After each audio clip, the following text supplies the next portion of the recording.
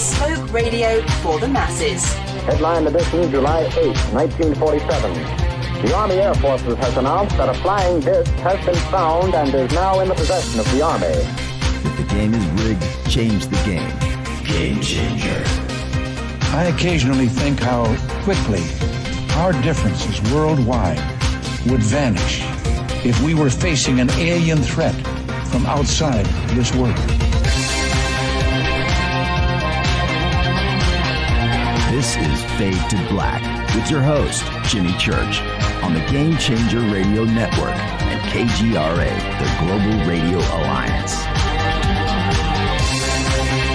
I need your help to get to the year 1985. You're listening to Fade to Black with Jimmy Church on the Game Changer Network.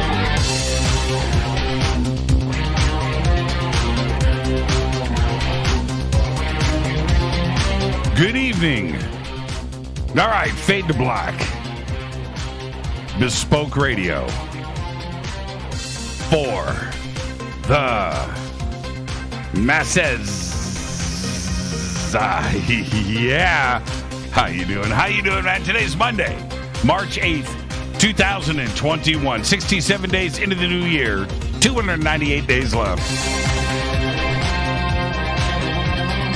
We are live from a bunker somewhere in the middle of beautiful downtown Burbank, California. And I would like to welcome everybody listening all around the world, all across the United States. Hither and thither, to and fro, back and forth, up and down, east and west, north and south, far and near. This is Fade to Black for KJCR, the Game Changer Network, and KGRA, the planet. I'm your host, Jimmy Church. What is cracking, everybody? How you doing? It's Monday. It is indeed Monday. Yeah. What a great week we've got coming up tonight. Tonight, Dr. Lynne Kitei joins us. This week is the 24th anniversary of the Phoenix Lights. We're going to go through March 13th, 1997 tonight, a little bit before, then March 13th, and after, and some of the things that have broken in this story since then. We're going to take it through to today. All of that coming up in just a bit. Dr. Lynne Kitei. Tomorrow night, Chris Bledsoe Sr. joins us, and we're going to be talking about the latest in his life, what is going on. Always great when he's on the show with us. I'm looking forward to that. And also going to be talking with Chris tomorrow night about Contact in 2021. What may or may not happen. We're going to do all of that tomorrow night with Chris Bledsoe. Then on Wednesday, Professor Avi Loeb of Harvard joins us. We're going to be talking about his new book, Extraterrestrial. It's a great read. I've gone through the book now 3 or 4 times. It's very interesting. It's a very interesting read. If you haven't gotten the book yet, I highly recommend it. Extraterrestrial by Avi Loeb. Everybody's talking about that book right now. Everybody's talking about Avi. We've got Avi here with us on Wednesday night. Thursday is another Fader night with open lines all night long. All right, so that's our week. What an extraordinary week here on the show. I do it every Monday, don't I? What a great week we've got coming up. And you look at, the shows that are, and you're thinking, man, I do it. I do it every Monday, same speech. It's like I'm on, Mandela Effect, Groundhog Day. What a great week we've got coming up on Fade to Black. It just gets better and better every single week. We've got some announcements that will be taking place over the next couple of days about conferences that we will be doing throughout the rest of the year and conferences that we will not be doing throughout the rest of the year. I'm going to say this as we start to make these announcements, that I have made the decision that any conference that we do, I want to do it in person. Okay, that's it. In-person conferences, and that will be the focus.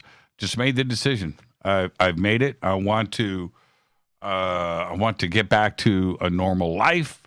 I want to get back to hanging out with people. I want to maybe help facilitate that change and the motivation to only do conferences in person. That's it. Okay, so we will be making those announcements here this week. Get ready for that. That's right. You heard what I just said. We are making that decision. Okay? All right. So, yep, I would just look at the calendar right now and think, okay, what's he talking about? Is he talking about this one? I am. Is he talking about this one? I am. Is he talking about this one here too? I am. Yepers. There it is. All right. Drop the hammer. I will be, there's another announcement I'm close to making. I can't do it. It involves a movie company and stuff. But I am very excited about, I am narrating a new film and a major release. And I was been working on this project now for about 6 months, and I finally got the rough cut of the film over the weekend, which I got to watch, knowing that I am narrating this film, and I'm pretty excited, man. I'm pretty excited. I'm pretty excited, and I was already excited, but now that I've seen the rough cut and I know what's going on as far as the quality and things. I knew, there was a reason why we agreed to do the film because of everybody that was involved. But when you finally see the rough cut and you're like, wow, this is going to be great. Well, I'll be working on that this month and finishing up this film. And I can't wait to make the announcement when I can actually say this is what's going on. But it's really, really cool. So there you go. All right. So that was our weekend. We had a busy weekend, and I hope that you did too. We got lots of stuff done around the house. Of course, there's the show, and there's this, and there's all the other things that are going on around us. But just a fun, productive weekend, and here we are on Monday, starting off another new week with all of you. And so I hope you had a great weekend, too, as well. Okay, follow me on Twitter at JChurchRadio. If you haven't done that already, follow me right there on Twitter at JChurchRadio. We have 2 chat rooms open. We've got Spreaker. We have KGRA The Planet. We've got everybody over on YouTube. Hello, YouTube. YouTube. Facebook. Right? What was I going? Oh. Hello to everybody on the bunker cam. All right. Move some stuff around in the studio. I had to do some other stuff this weekend video-wise with something else. And it looks a little bit different to me. It's almost too bright. The lights are in different positions and additional lighting. It's almost like seriously, it's coming at me in all directions right now. I just want to do a radio show, man. I hate thinking about these lights. One of these days, I'm going to be the cranky old dude. I'm just warning everybody. I'm going to be the cranky old dude, and I'm just shutting video cameras down. I'm just going to go. That's it. I'm done. I'm done. I don't want to worry about cameras. I don't want to worry about this or that. I don't. I want to do a radio show, man. Theater of the mind. Follow me on Twitter at JChurchRadio. Sandbox. If you want to connect up with us during the show with all of the Fadernauts, that is hashtag F2B on Twitter. Hashtag F2B. All right, hashtag F2BQ is Fade to Black Questions.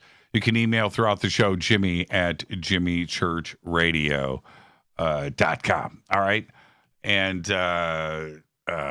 what was I going to say? Oh, I just saw this comment come in via email saying that I've changed my guitars. No, I didn't change. I played some guitars. And so when I did that, I moved some around. Those are just, you're talking about those two. Yeah, that's a Les Paul. It's an Explorer. I was playing the black and white Van Halen. I don't even know what they call that guitar, but that's the original guitar from Van Halen 1. So I was playing that, and I was playing the green one and taking them off the wall behind me with all the stuff that's on the table, knocked stuff over. So I had to move some stuff around, and it's easier when they're hanging up over here. Oh, you guys can't see this wall. See, there's a hole. There's other walls. It's not just this thing that is here. Okay. All right. Where am I? Let's get to the breaking news. Oh, I want to give everybody the heads up. Tonight, for Lynne's conversation, if you go over to jimmychurchradio.com, you can click on her thephoenixlights.net website and go to the photos page. We will be using those photos there. Going to post some of them up in Twitter tonight. But all of the photos that we're going to be talking about are on the photos page over at thephoenixlights.net. The link is over at jimmychurchradio.com. All right, let's get to the breaking news. 2 species. Now, this is, okay. This made all the mainstream media today. And Renee, thank you for sending me this. And I had read Renee's caption of this story, and I saw how in the mainstream news, I was like, why is this news? So then I ended up reading everything. Holy crap, this is news. 2 species of sea slugs can pop off their heads and regrow their entire bodies from the noggin down. Now, this is all just, you would think we'd already have known that. This is recently discovered in Japan. Scientists over there said that this incredible feat of regeneration can be achieved in just a couple of weeks, and it's absolutely mind-blowing. Now, this is the thing. In the animal kingdom, right, we know that there are some animals out there that can replace an arm, right, a leg, a tail, right, salamanders, whatever, and a predator bites it off. It can be regrown. But these sea slugs, which belong to a group called sacoglossans, can take it to the next level by regrowing an entirely new body from just their heads, which, and this is the crazy part, they are able to detach from their original bodies by themselves on purpose. That's right. Wake up one day, I want a new body. Cut your own head off. Grow a fresh one. I'm just blown away by that. All right. There's a Dutch startup that has reportedly engaged in automated drone warfare in a miniature scale, by the way, by protecting sensitive crops inside greenhouses from the menace of wayward moths. That's right. The company called PATS, P-A-T-S, Indoor Drone Solutions, was the brainchild of former students of the Technical University in Delft, who wondered whether they could use miniature drones, to kill the mosquitoes buzzing around their dorm rooms at night. Fast forward a few years, and they have developed a prototype armada of aerial drones to kill moths. I love it. They're currently testing the drones at a greenhouse, which is used for growing aromatic seedlings, exotic plants, and flowers for use in upmarket restaurants around the world. A miniature drone swarm attacking moths. Awesome. Archaeologists in Egypt have discovered the oldest pet cemetery on record. This is not a Stephen King novel. A nearly 2,000-year-old burial mound filled with the well-loved animals, including the remains of cats and monkeys, still wearing collars stringed with shell, glass, and stone beads. All of this in a new study. Archaeologists discovered the pet cemetery, which dates to the 1st and 2nd centuries AD during Egypt's early Roman period by accident.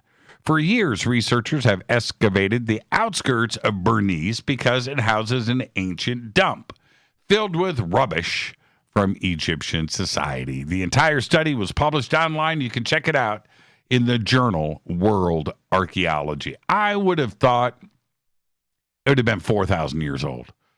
I wasn't thinking 1st century AD. I thought that, right? Mummified cats everywhere. So, yeah, there you go. Let's get the show cracking. Happy birthday to today, James Vanderbeek. James, remember him? James Vanderbeek is 44 years old, Dawson's Creek. The Monkees stickman Mickey Dolenz today is 76. And Randy Meisner is 75. Of course, the original bass player in the Eagles left Poco for the Eagles.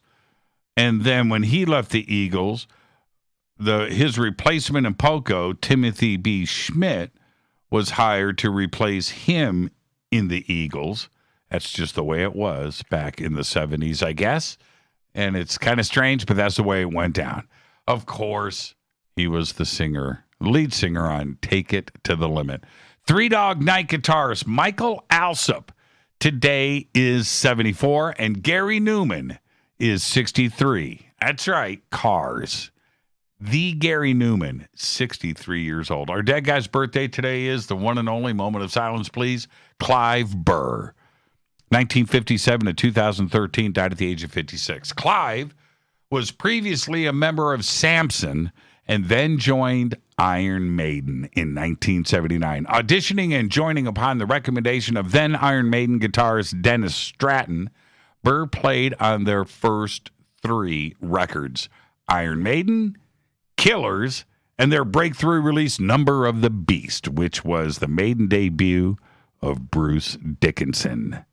He played on the first 3 Maiden albums, and that stick work influenced an entire generation of heavy metal drummers. Clive was diagnosed with multiple sclerosis in the late 1990s, the treatment of which left him deeply in debt.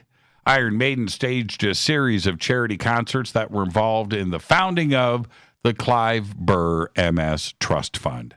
He died in his sleep on March 12th, 2013 in London, 4 days after his 56th birthday, due to complications related to MS. Happy birthday, Clive Burr. On this day in history, 2014, Malaysia Airlines Flight 370, carrying 227 passengers and 12 crew members, loses contact with air traffic control less than an hour after taking off from Kuala Lumpur. It veers off course and then disappears. It is still missing. Fader fact: the letter A doesn't appear in a written number until you reach 1,000. And that is your Fader fact. Tonight, Lynne Kitei joins us. It is this week the 24th anniversary of the Phoenix Lights. Tomorrow night, Chris Bledsoe returns. Wednesday night, it is Harvard's Professor Avi Loeb joining us to talk about his new book, Extraterrestrial. Thursday, of course, is another Fader night with open lines all night long. All right, there you go. Time for me to hit this River Moon coffee. River Moon Wellness. rivermoonwellness.com. That's right. Links are over at jimmychurchradio.com. Fade to Black blend, and of course our Game Changer blend. Game Changer blend only on the Amazon store. The links are over at jimmychurchradio.com. Promo code F2B blend, 15% off of your order today. All right. Man, I just love coffee.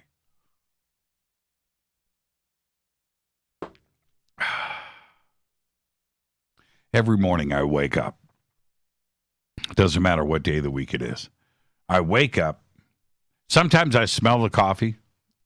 Rita's already brewing, right? I smell it. That happens. I wake up immediately. But if I wake up, smell your sleep, I'm awake. That's it. I have to get up. But on the mornings that I wake up by myself, first thing I do, man, slippers on, down the stairs, straight to the coffee machine. I don't do anything. Don't even talk to me.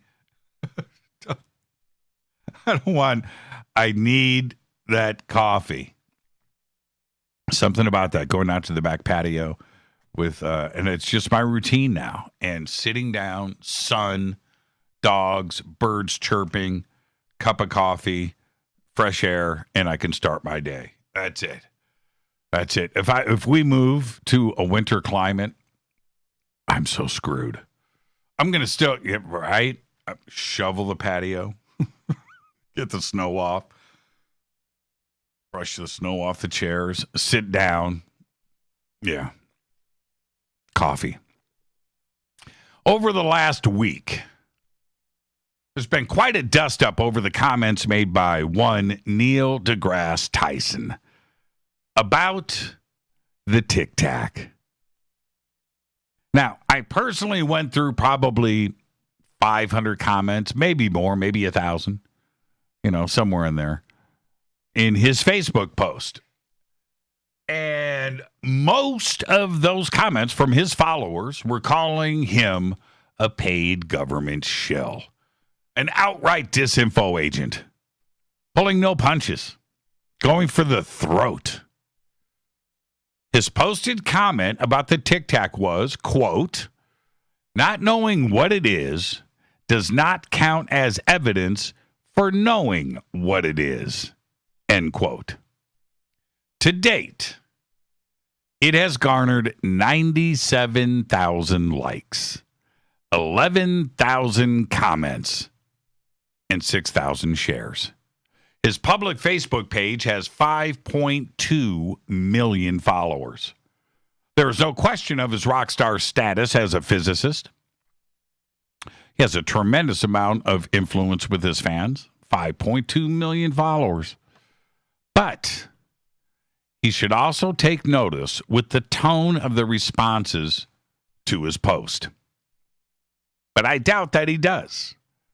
It's an awful lot of reading time. I only got through 500, maybe 1,000 myself. I gave up after a few hours. But he definitely should pay someone to read through it all and give him an outline of the general flavor of the outrage. His comment was supposed to make him look smart. At least that's what he thinks. And it did the exact opposite. He would have done much better and would have been much better served if he was just to say, hey, I don't think it's aliens. Just leave it at that. This would have kept him in the clear. Because, well, he doesn't think the Tic Tac is an alien. He doesn't. So just say it. Just say it. Remember, neither do I. I don't think the Tic Tac is alien. I don't. I think it's terrestrial. I think it's very explainable. But that is about the only thing that Neil and I actually agree on. His knowledge of the sciences and physics is strong and deep. I'm not sure how much actual work he does these days, as in real research or working on algorithms and math. His focus now is television and appearances all around the world. And I get it. I'd do it too if I could. But his opinions on things today are for publicity and only fit the situation that he's in at the moment.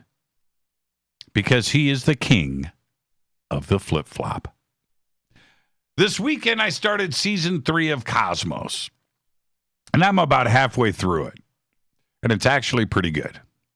He's the host. He's reading from a teleprompter. Probably has nothing to do with its content. And honestly, he's the worst part of the show. It's the data that's presented that counts. And he does a less than average job at reading the words. Okay? He's not that good. The show itself is breathtaking in its scope.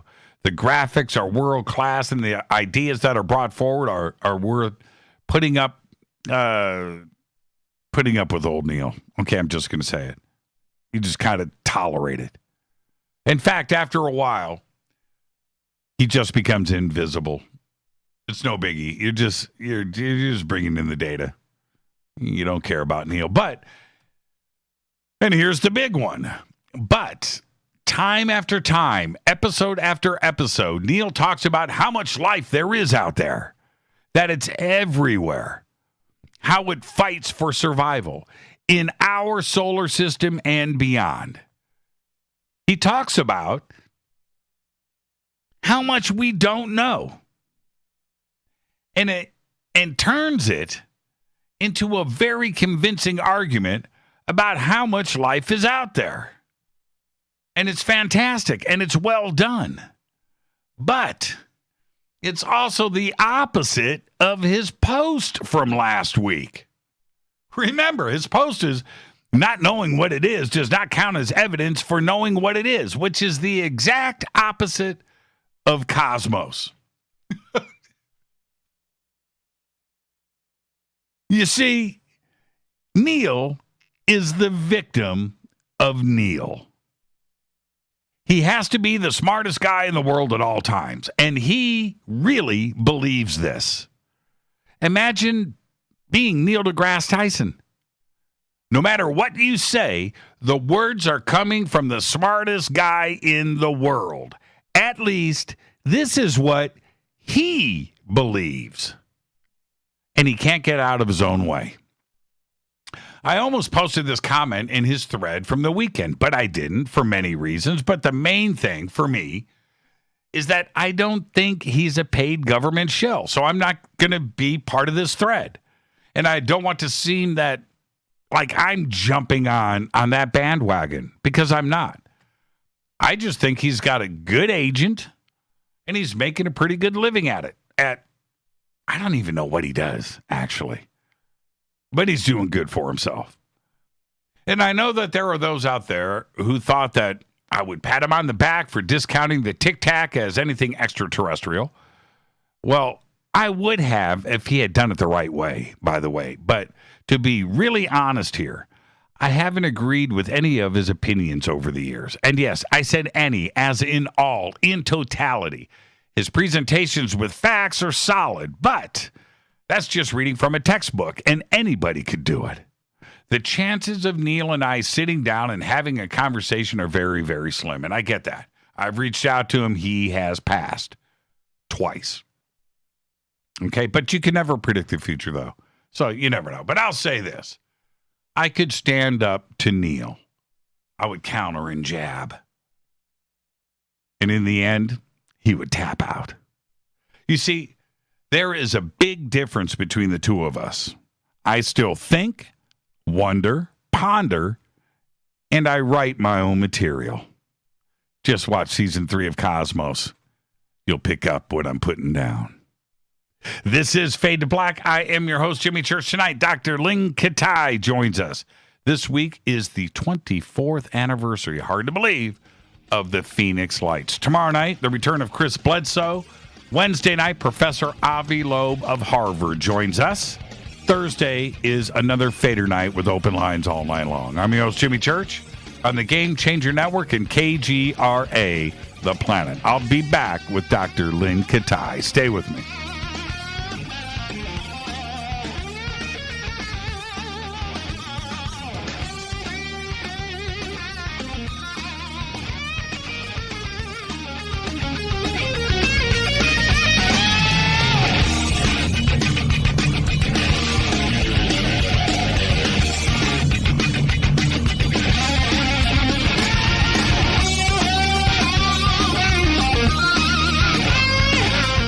This is Nicole Church, daughter of you-know-who, and you're listening to Fade to Black on JimmyChurchRadio.com and the Game Changer Network. You're listening to Jimmy Church, Fade to Black. Fade to Black will now pause for alien identification. The station that talks the net. KGRA Radio. Introducing the Game Changer blend from Rivermoon Coffee that delivers a customized blend made specifically for the Fadernauts. If the game is rigged, change the game. It's a bolder cup with some bite. Game Changer is the coffee of choice for those that prefer an organic dark roast that is slightly lighter and milder, but it's still dark. With wild notes of pecans and chocolate with a rich, balanced, full-bodied cup that is roasted to perfection for a great coffee to start your day, as an after-dinner coffee or anywhere in between. Artisan, small batch roasted to perfection. USDA certified organic, all River Moon coffee is freshly roasted and packaged in the USA. Just go to rivermooncoffee.com or click on the banners over on our site and use the promo code F2BBLEND for 15% off of your order today. rivermooncoffee.com. This is the only way forward. This is Fade to Black. Make contact. KGRAradio.com. This is Jimmy Church of Fade to Black, and you can get our podcast for just $2 per month. All you have to do is click on the podcast banner over at jimmychurchradio.com. Hi, folks. It's troubling times, and fear is pushing emotions, which in turn pushes health the wrong direction. Do you ever get an ache because life is uneasy? Try Life Change Tea at getthetea.com. Life Change Tea works on your digestive tract, helping to move food through quicker and comfortably so your health is spot on. Life Change Tea may not help with world issues, but it will help with your digestive issues. A glass a day helps keep the intruders away. So, change your life today. Log on to getthetea.com. That's getthetea.com. If your health game is off, get on by ordering Life Change Tea. Getthetea.com. And while you're on our site, look around at the great non-GMO organic supplements. And if you're a sales shopper, go to our specials page and see what's for you.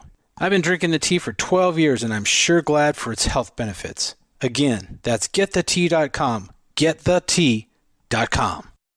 The tea that makes you go. Fadernauts. When you think about the future of our country and where we're headed, do you wonder about the food supply? I do. Disruptions in the food supply chain could be disastrous, and they usually occur with little warning. That's why the smartest thing you can do today is to stockpile emergency food, water, and other essentials. I personally recommend My Patriot Supply. They're the nation's largest emergency preparedness company, serving millions of customers for more than a decade. In fact, they're the only source my family trusts for our preparedness plan. You should too. Right now, save 20% off a full 4-week supply of delicious meals that provide 2,000 calories a day. Saving 20% helps too, doesn't it? Especially now. So go to preparewithjimmy.com and get ready. That's preparewithjimmy.com. There's no time to lose. Do it now. 9 out of 10 geneticists agree. Fade to Black is not your father's radio show on the Game Changer Radio Network and KGRA, the planet. Hi, this is Rob Reiner from Anvil, and you're listening to JimmyChurchRadio.com. What's up? I'm Chris. What up? This is Kyle Massey, and you're listening to Jimmy Church Radio.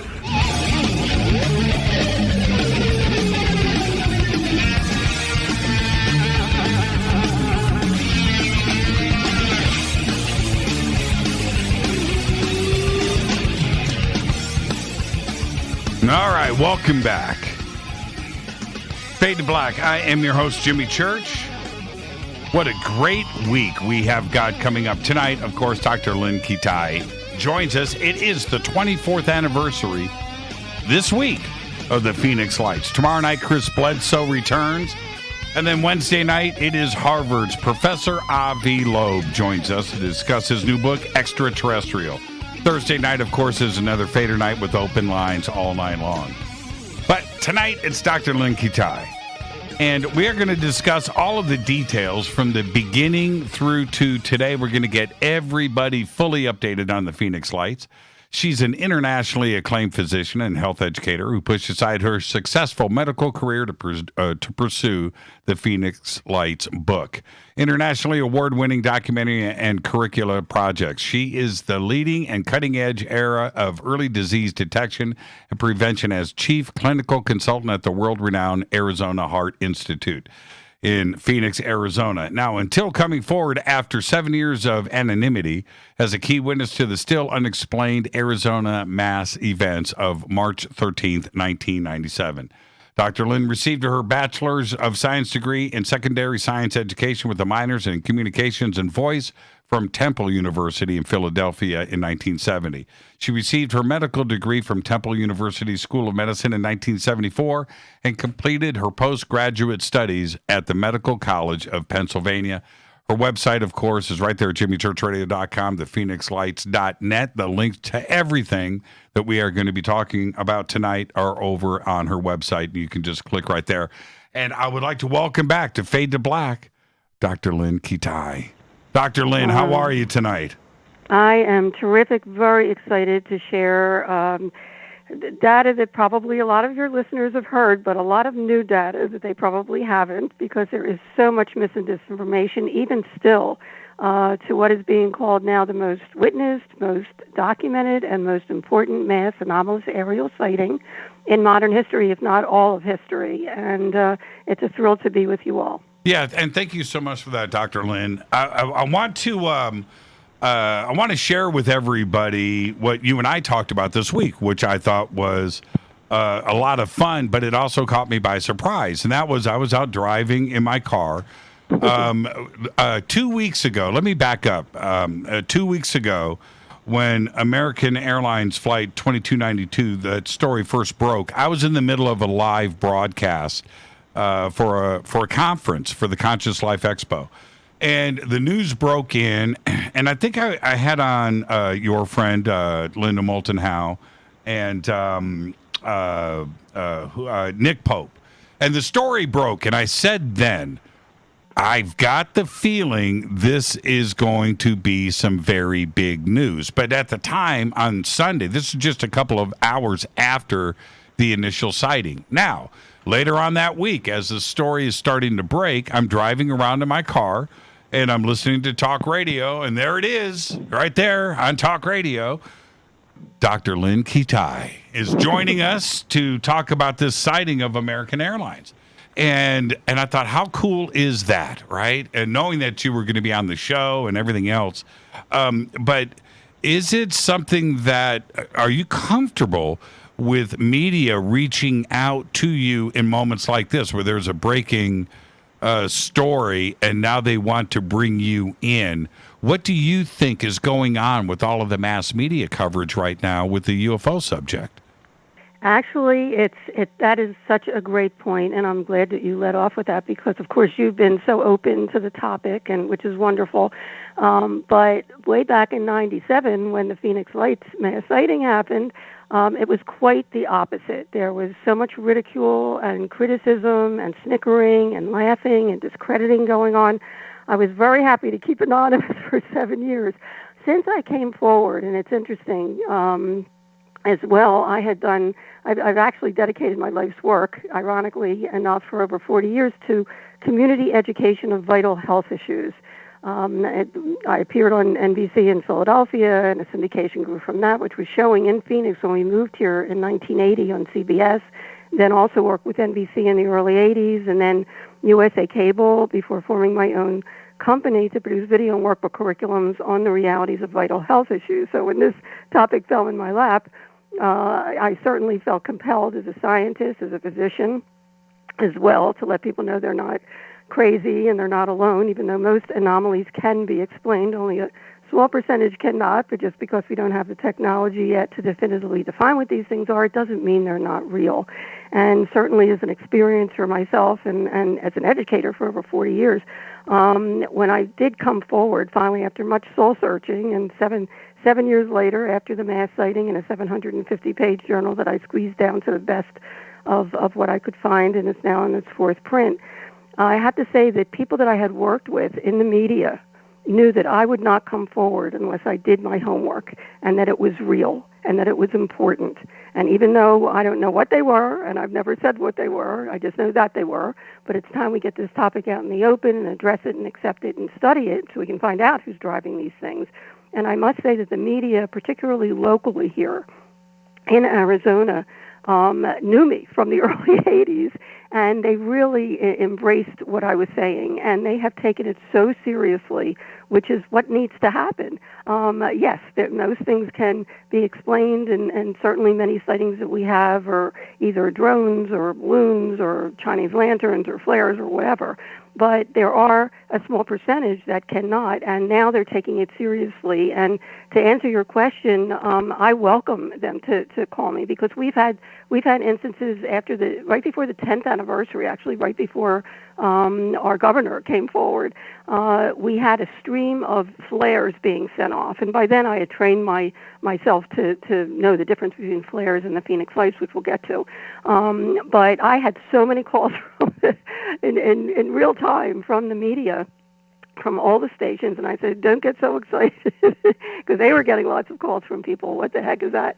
It was a prime moment to actually educate the public to the difference between Phoenix Lights and flares, which we did the next day on several channels. So, when I get a call from the local media, they know that I'm going to take it seriously, and they take it seriously, and I'm going to do my homework, which I did concerning the American Airlines sighting. And which was very ironic for me personally is when I heard that they saw a cylinder go over their jet.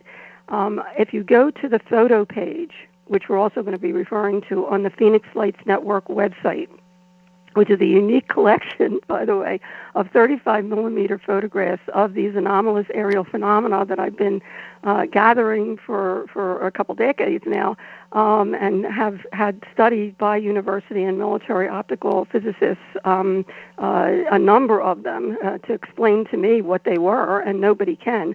But if you go down to the bottom of that page, you'll see two separate sunset pictures. I collect sunsets. I have several books of sunsets. We have beautiful sunsets in Arizona. And in two different months, November and December of 2000, I actually took pictures of the sunsets, did not see these objects visually, but in the negative, in the 35 millimeter negatives, both in November and December, there is the same cylindrical shaped object, and it seems huge, in the same exact location a month apart. And I've had those pictures analyzed as well. And what's interesting is that I also learned that these cylinders, these giant cylinders, they call them motherships, cigar-shaped, whatever, are seen quite often above Superstition Mountain here, and also above the Navajo Nation, the Navajo Range. And they've seen up there, and I work with some Navajo Rangers up there who are law enforcement, who actually study these things seriously as well, have shared that these cylindrical shaped objects have either orbs or discs coming out of them. So, it really, I don't believe in coincidence anymore, I have to tell you. There's so many serendipities that have happened since the mass sighting. And this is one of them. I mean, I just happen to have pictures that show a similar object to what the American Airlines pilots had described, and they're actually in the Fox report. If anybody wants to go to either my Facebook page or go on the Phoenix Lights Network website. Now, I've never seen. I've seen a lot of stuff, but I've never seen a cylindrical UFO yet. When you hear, I'm waiting for when I do, but when you hear this described by the American Airlines pilots, do you think that in any other year, besides what is going on now, that this would get any coverage at all? No, I think that the whole atmosphere has changed since 2017, when the Pentagon finally came forward and disclosed that they were studying UFOs in the New York Times article. Certainly that has really taken a 180. I mean, we're instead of the cover-up that has been so prevalent and discrediting and so forth, even for pilots. I mean, pilots, as we know, have been threatened for their careers if they come forward for many decades. Now it seems that the media and the government and the military as well, with the Navy pilots coming forward with the Nimitz video, are actually trying to help disclose, help raise awareness, and help really get the information out there in a credible way, don't you think? I feel the same way. I've been pretty excited about the ability for not only myself, but you and others to have the freedom of speaking freely. Can I say freedom and freely twice in the same sentence? Is that correct? Well.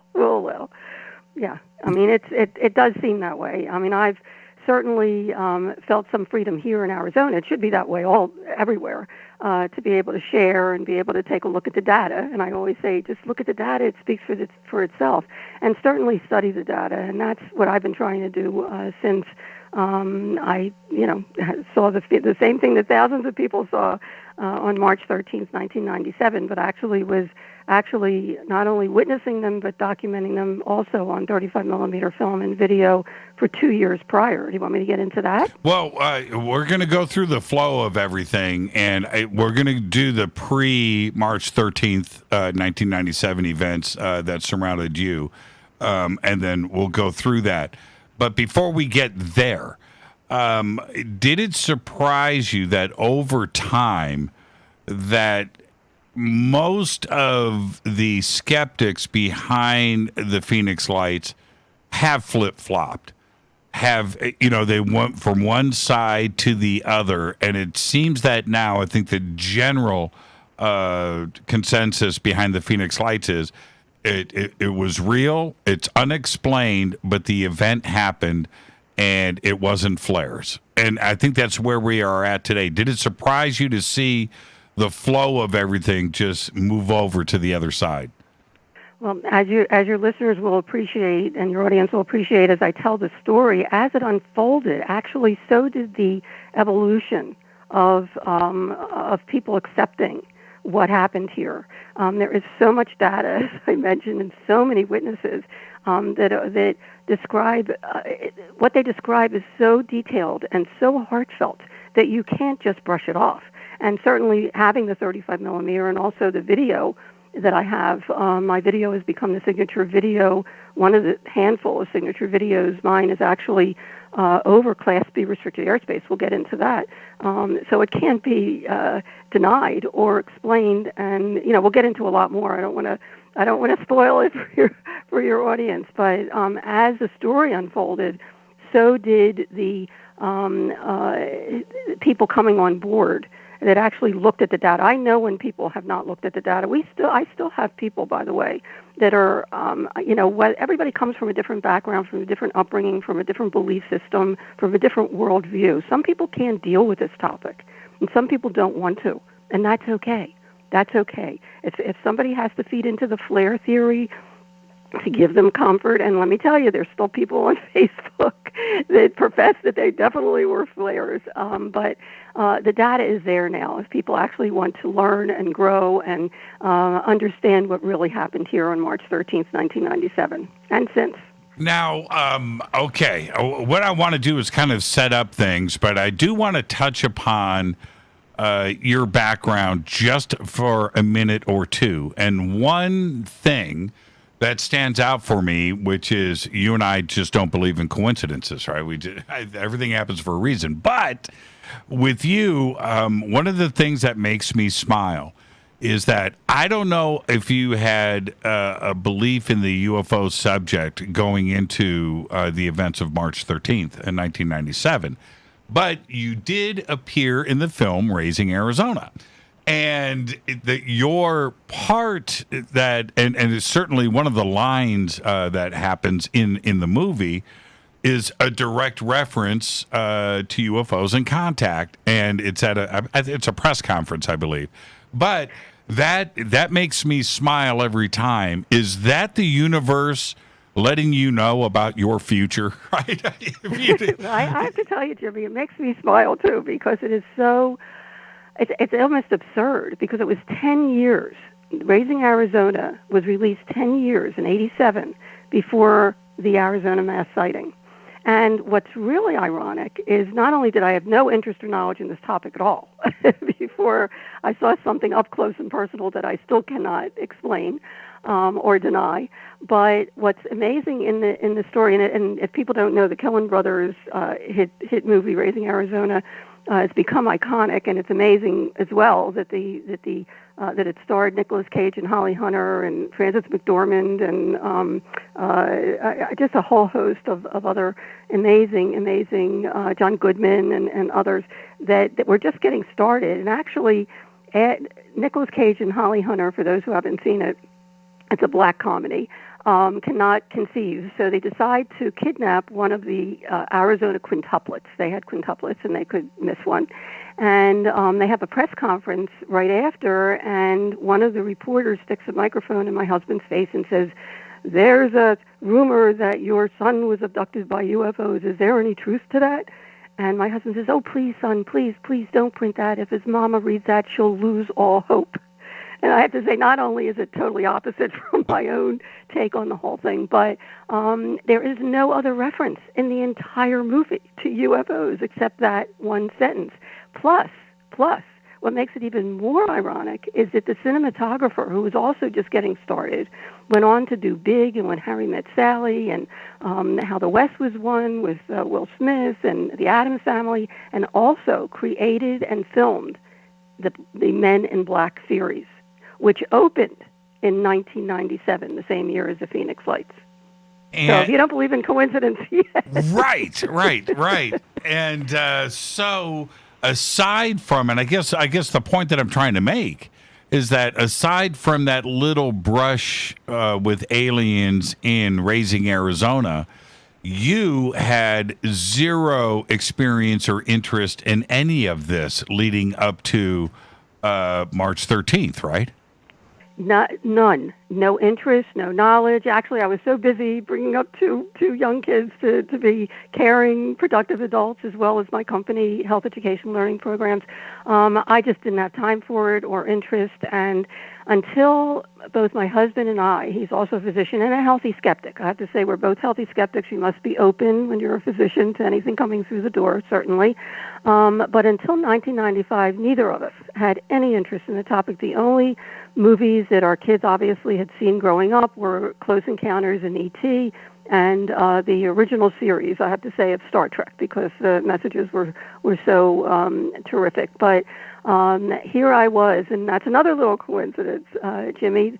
The night before my birthday, I just celebrated my birthday on February 7th. On February 6th, 1995, I'm taking a leisurely bath in another room from our bedroom, and we live pretty high on a mountain. If anybody's been to Phoenix, there's actually, they call it the Valley of the Sun, and it's surrounded by mountain ranges all around.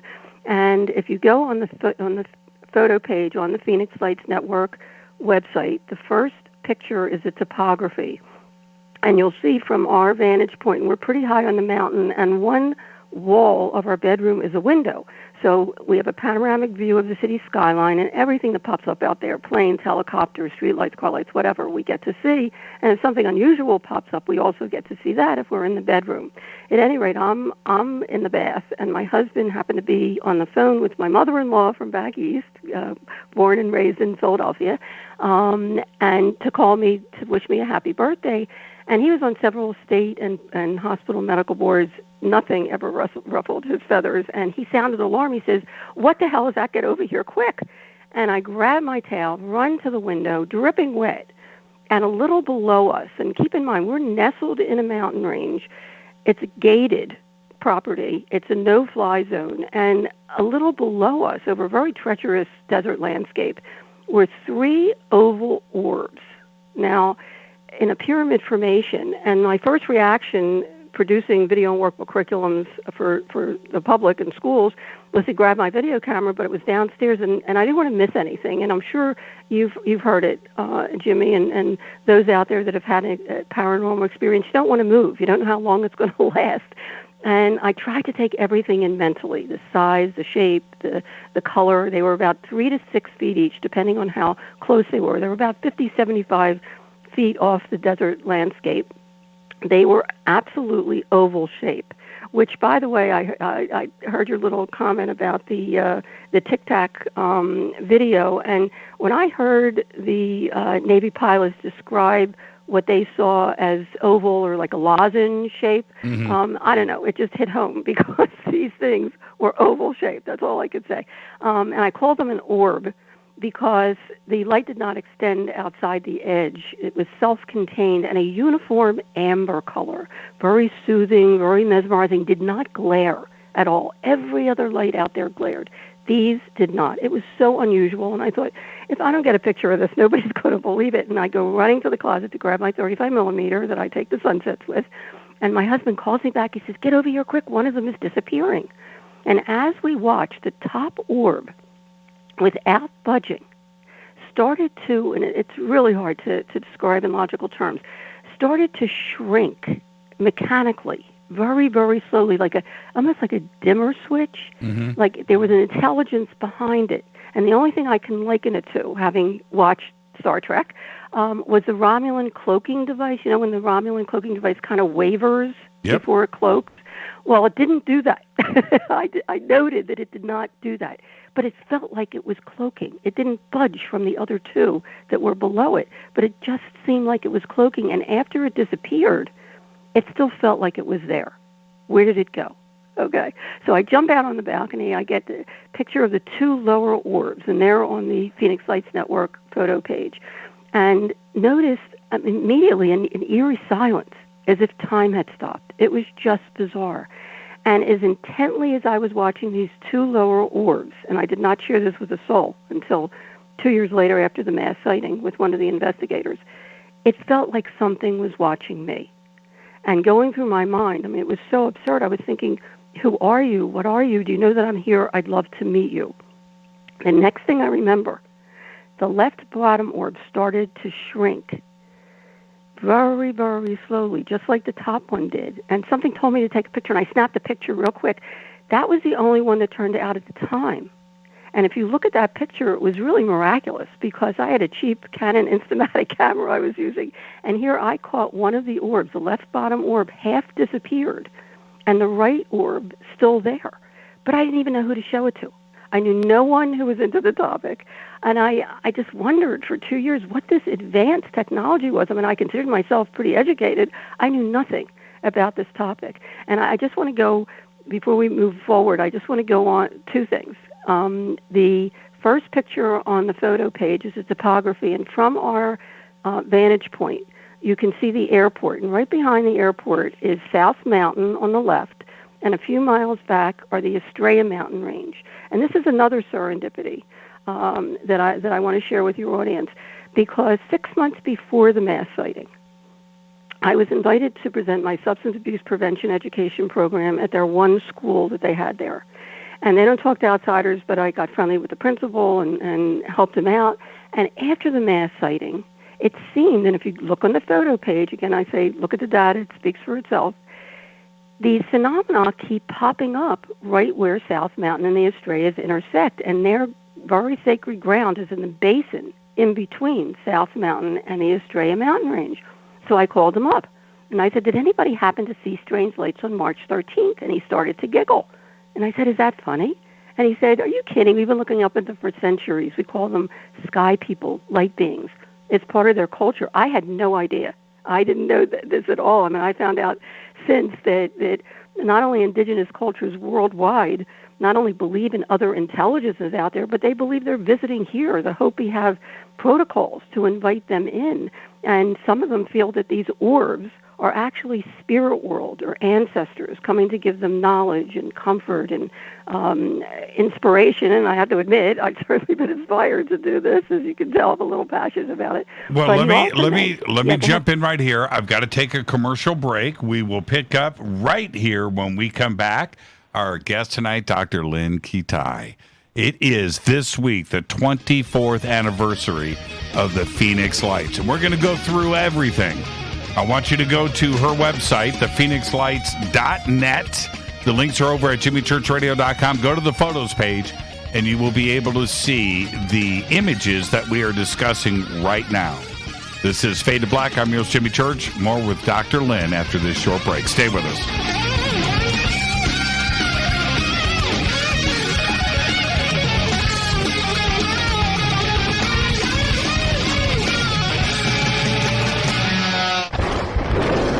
This is Fade to Black with Jimmy Church on the Game Changer Radio Network and KGRA, the Global Radio Alliance. This is KGRA Digital Broadcasting Station, Salt Lake City, Utah, Van Buren, Arkansas.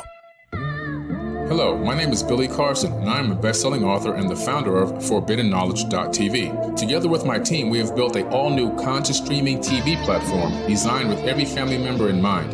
If you have ever wanted to travel the world and attend lectures and workshops from your favorite speakers but weren't able to, look no further.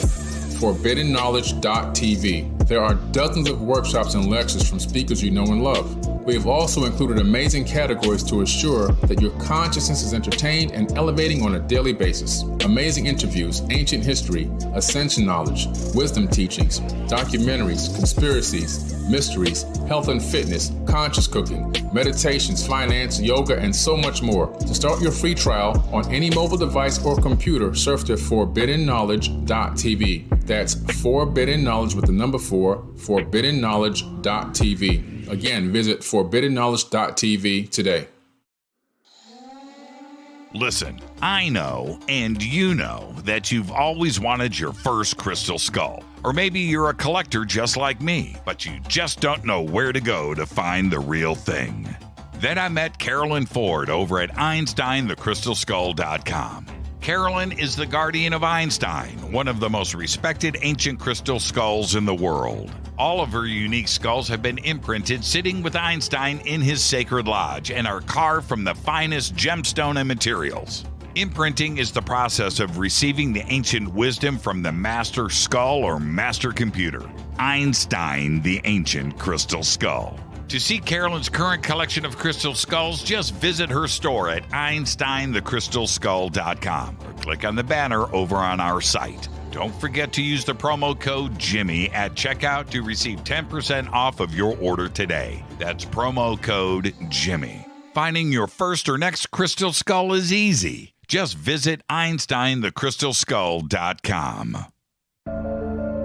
When you take the beans from Central America with dashes of Indonesian and African mixed in and then roast it to the dark side of Fade to Black, you create the ultimate brew of fringe. Introducing the Fade to Black blend from Rivermoon Coffee. Yes, Rivermoon's darkest customized roast was created for the love of Fade to Black. The alchemy of masterful roasting and smoking the beans is in every sip of this full-bodied, dark Java. I need my coffee dark, deep, with distinct bittersweet chocolate highlights, just like the bunker. Leaning further into the darkness of the roast is Fade to Black blend from Rivermoon Coffee. Just click on the banner at jimmychurchradio.com and use the promo code F2BBLEND for 15% off of your order today. Hello, I'm Katie, and you're listening to my main man, Jimmy Church, on jimmychurchradio.com. Hi, this is Ray Hobbs here, repping the planet, and you're listening to my good friend, Jimmy Church, Fade to Black, on the Game Changer Network and the KGRA Digital Broadcast Station. This is Toby Kebbell. You're listening to JimmyChurchRadio.com. Don't hurt me, Jimmy. I'm only little. Hey, I'm Adrian Grenier. And this is Ari Gold. We're the Honey Brothers. We are also Honey Brothers. Hey, I'm Adrian Grenier. And I'm Ari Gold. We're the Honey Brothers. And you're listening to Jimmy Church. The Revolution. This is Jimmy Church of Fade to Black, and you can become an official Fadernaut by just going to our membership section at jimmychurchradio.com. Hello, this is Serena Wright Taylor from Conscious Life Expo, and you're listening to Fade to Black with Jimmy Church, who holds the Lucky Pony record for the best astrological chart since 1963. True story. This is Micah Hanks of the Gralien Report, and you're listening to Jimmy Church on Fade to Black, across the globe on the Game Changer Radio Network and the one and only KGRA Radio, The Planet.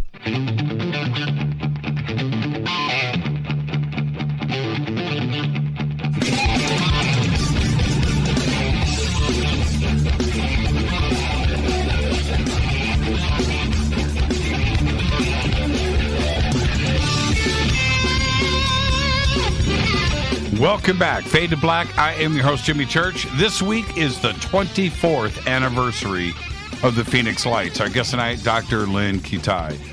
And we're going over everything. I want all of you to go to thephoenixlights.net. The links are over at jimmychurchradio.com, but go to the photos page and you will see some of the references that we are talking about right now. And Dr. Lynne, these images, which some of them are just absolutely incredible, but not all of them were before March 13th, 1997. A bunch of these are after 1997, aren't they? They are, and I've continued to take them. And we left off at a really good point, because if you're on that page and you look at the first picture, which is a topography, I put a car on the road in the picture specifically to show everyone that car lights reflect out, as you can see in the picture. The unknowns, the true unknowns, do not. The light is self-contained. Also, to the right of that car are skylights on the top of a home down the street. Yep. And what's significant about that, and will help the audience understand that at night, and if you look in the distance, that's exactly where, if you just go straight back, where South Mountain and the Estrellas intersect. And I was just, relaying about the principal, saying that they were actually looking up, by the way, at the phenomena on March 13th, 1997, and have for centuries. There's petroglyphs in the mountains there that are almost identical. But he also said that the Estrella Mountains, that's how it got its name. That the Spaniards of the time either saw these same phenomena or heard the lore and named the mountains the Estrella Mountain Range, gateway to the stars. Estrella means star in Spanish. Plus, they feel that there's a portal or a gateway in that area. And again, if I just deal with the data, if you look at the data, people can decide for themselves. Consistently, these anomalous aerial phenomena keep popping up in that same area. Now, I didn't see anything for 2 years. And if you want to go to the second and the third picture of the 1995 sighting, I'm just going to interject this one little thought while we're there, is a year after the mass sighting, we had another sighting.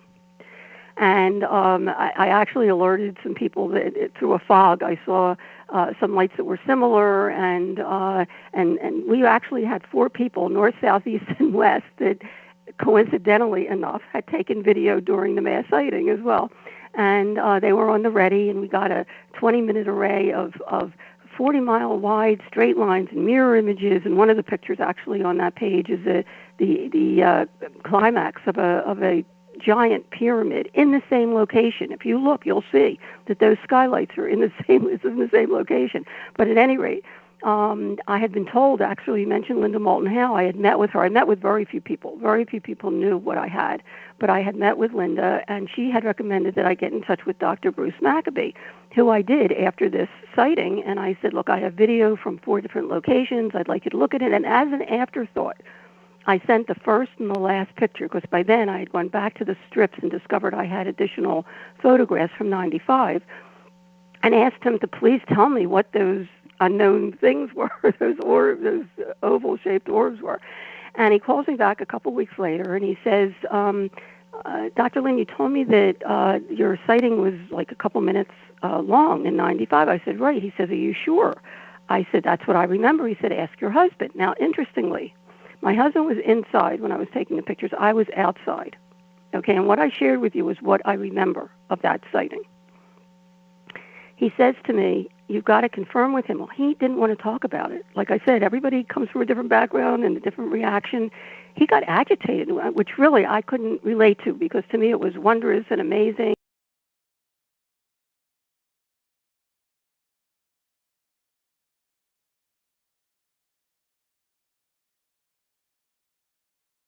It was 3 years later.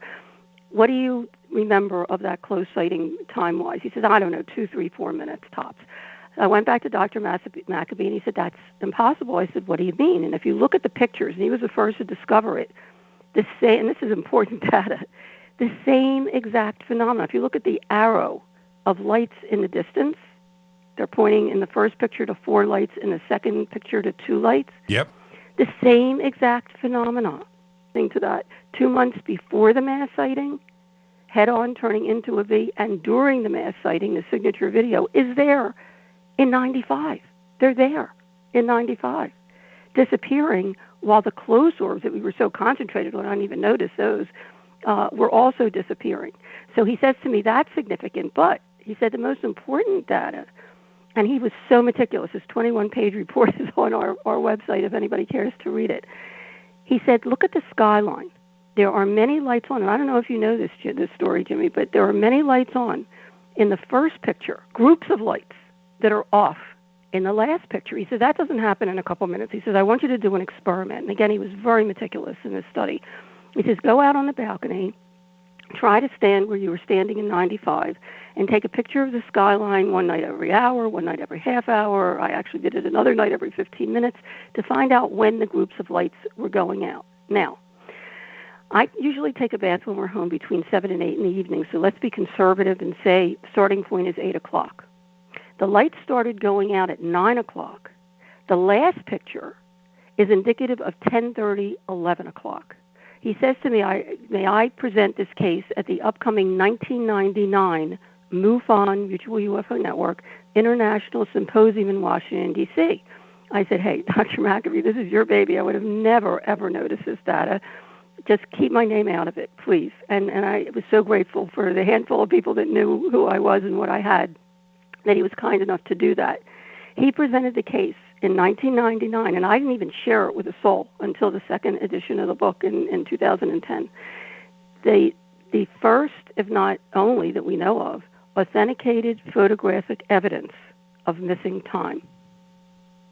Now, I am posting up for everybody here these 1, 2, 3, 4 images of what went down in January of 1997. Okay, now, we're getting to that. No, I'm doing this in advance. I'm just letting everybody know what I am posting now. And remember that this is 4 months before. 2 months. 2 months before. January 1997, January, February, March. Yeah, 2 months before. I just posted 4 months. Everybody else can do the math. It's so similar in January of 97. It's pretty extraordinary. And I want everybody else, Dr. Lynne, if you don't mind, the first image that she posted there, the daylight images of her view from her home overlooking the valley. Now that's Phoenix in front of you.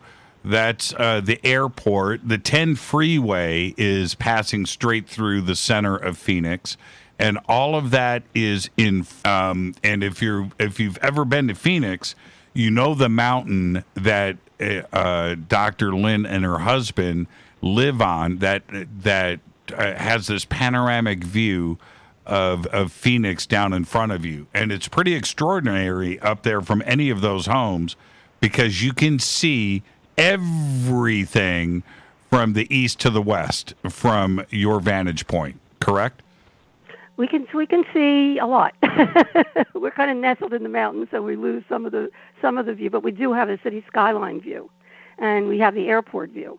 So, anything that pops up out there, we certainly get to see. And I have to say, for 2 years after the closed sighting, I saw nothing that even came close. Well, and back to your point about missing time with Dr. McAfee. So let's go back to that point that he was making. Okay. Well, we shot right past it. Okay, so the missing time. Well, I wanted to put that out there because it is data, and I really haven't, the reason that I shared it finally in 2010 was because, first of all, by then I had realized that people were really looking at the data and taking it seriously. And I don't know if it's meaningful. I hope that it's meaningful, that it can maybe open the door a little bit to realize that time as we know it is primitive. That past, present, and future is not really what time is. And, if the data is important, which it may be very important, to get to the next step in our awareness of not only time, but that they're, also we know from quantum physics and quantum mechanics that string theory or whatever, or bubble theories, that they are postulating 10 or 11 different dimensions at least. And, you got to look at that data and say, wow, if there's other times and spaces along with ours, then why is it such a leap to think that there might be other intelligent entities in those other times and spaces that we get glimpses of if we're open to them or invited? Now, let's talk about what you saw in January. Did that seem to be a structured craft? Now, what I saw were lights that were either in a rock-solid, equidistant line or whatever their formation was, that seemed to be attached to something or at a force field in between. I never saw a craft, but we'll get to that because a lot of people did, and there were more than one craft. There was 10 crafts. I will get to that. But in January 22nd of 97, after not seeing anything remotely close to those orbs that we saw up close, and mind you, I didn't even know the ones were in the distance at the time, I see 3 distant, huge amber orbs in a line now, equidistant from each other and far west. And I'm watching them from my bed, and I'm thinking, wait a minute, they're amber, they're in a line formation, equidistant from each other, hovering for minutes, strangely similar to 95. And I happened to mention it to my husband, and, he makes a joke out of it. Do I still have to go to work tomorrow? He didn't really want to hear about it. But the next night, he was at a medical board meeting. And I was in the bedroom, and I noticed out of the sliding glass doors that's perpendicular to that big window, the same 3 giant orbs at a distance were in a line formation now near the airport. And they were actually lower than the red blinking lights that are on South Mountain to alert planes coming into the airport. Mm-hmm. So I thought, okay, enough. I'm getting my video camera, and I ran downstairs. It was fully charged, by the way. I go out in the front of the home, and I get about 18 seconds worth, the battery goes dead. It's about 8 o'clock. I go inside, I hook up the battery, I go outside, they're gone. About 8:30, he comes up the drive, and we're pretty high on the mountain. He comes up here, and I went outside, and I said, honey, remember I told you about the 3 huge amber orbs in an equidistant line formation last night far west? Well, about a half an hour ago, they were right in front of South Mountain. As I'm pointing with my hand, they reappeared in the same spot. Okay. So I thought, whoa, I got to get a picture. And again, I don't believe in coincidence anymore, because in video, by the way, it doesn't do the lights justice. They're much smaller, they're white, they flicker. If you actually study them and you see the formations, they're very compelling, but they could be blown off as other things. But in 35 millimeter, it's in the negative and cannot be denied until to this day be explained. Anyway, I run upstairs, I grab my 35 millimeter. As I get out on the balcony, ready to shoot the 3, suddenly 6 lights across, totally equidistant from each other, massive span, over a mile wide, appears above the 3. The first picture there is wavy because I was shaking, not having an explanation for the 95 sighting. The first thought was, oh my goodness, is this a mothership or a fleet? But I kept clicking away, and thank goodness I did, because the second picture is really significant, because that one looks like it's a V, okay, head on, a V with 2 underneath. Well, during the mass sighting 2 months later, thousands of people would describe what they saw as 5 lights in a V with 2 trailing. This is 2 months before the same exact thing. Right. And then as I continued shooting and the 3 bottom orbs continued to disappear, the top formation was turning into a V shape, okay? And it was so unnerving that I ran inside. I called the Arizona Republic, which is the big newspaper here, and I said, you got to get somebody out there quick.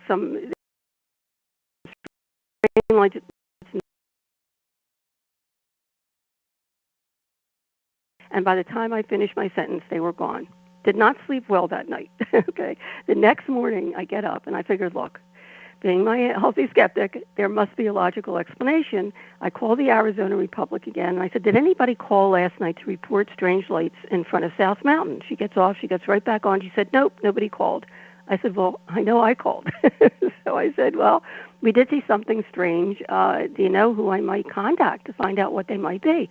She says, well, sometimes Luke Air Force Base sends experimental maneuvers out, and they don't tell the public about it. That sounded reasonable, but I figured, I'll give them a call. So I call Luke Air Force Base. I get a lieutenant on the phone, and she was, from the get-go, she had an attitude. And she said, well, they didn't come into Luke Air Force Base, and they didn't come out from here, so we had nothing to do with it. And I said, well, be that as it may, we did see something strange. I actually got pictures of it. I'd like to find out what it was. I'm sure there's a logical explanation. She said, well, you said it was near the airport. Why don't you call them? Okay. Now it was a mission. I had to call the airport. I got the FAA on the phone. I tried to be very professional. My husband and I are both physicians. We live mountainside in Paradise Valley. We saw strange lights in front of South Mountain last night. Did anybody see anything there? It seemed to be near the airport.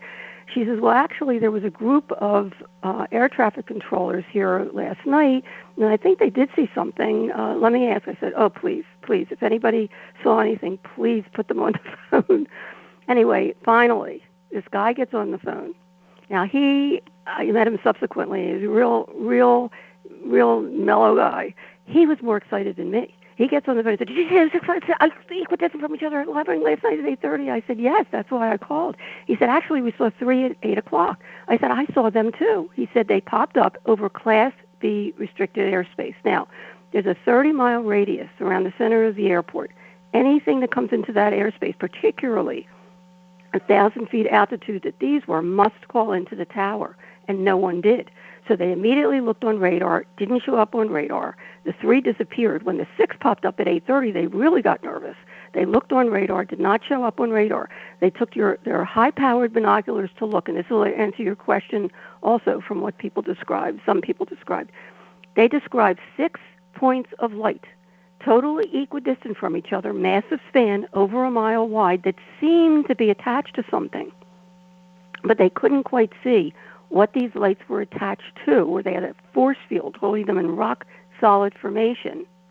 And one of them was a meteorologist, and he said the entire thing, and this is another important point, turned as a unit against the wind, elevated slowly, and in synchrony moved behind South Mountain very slowly.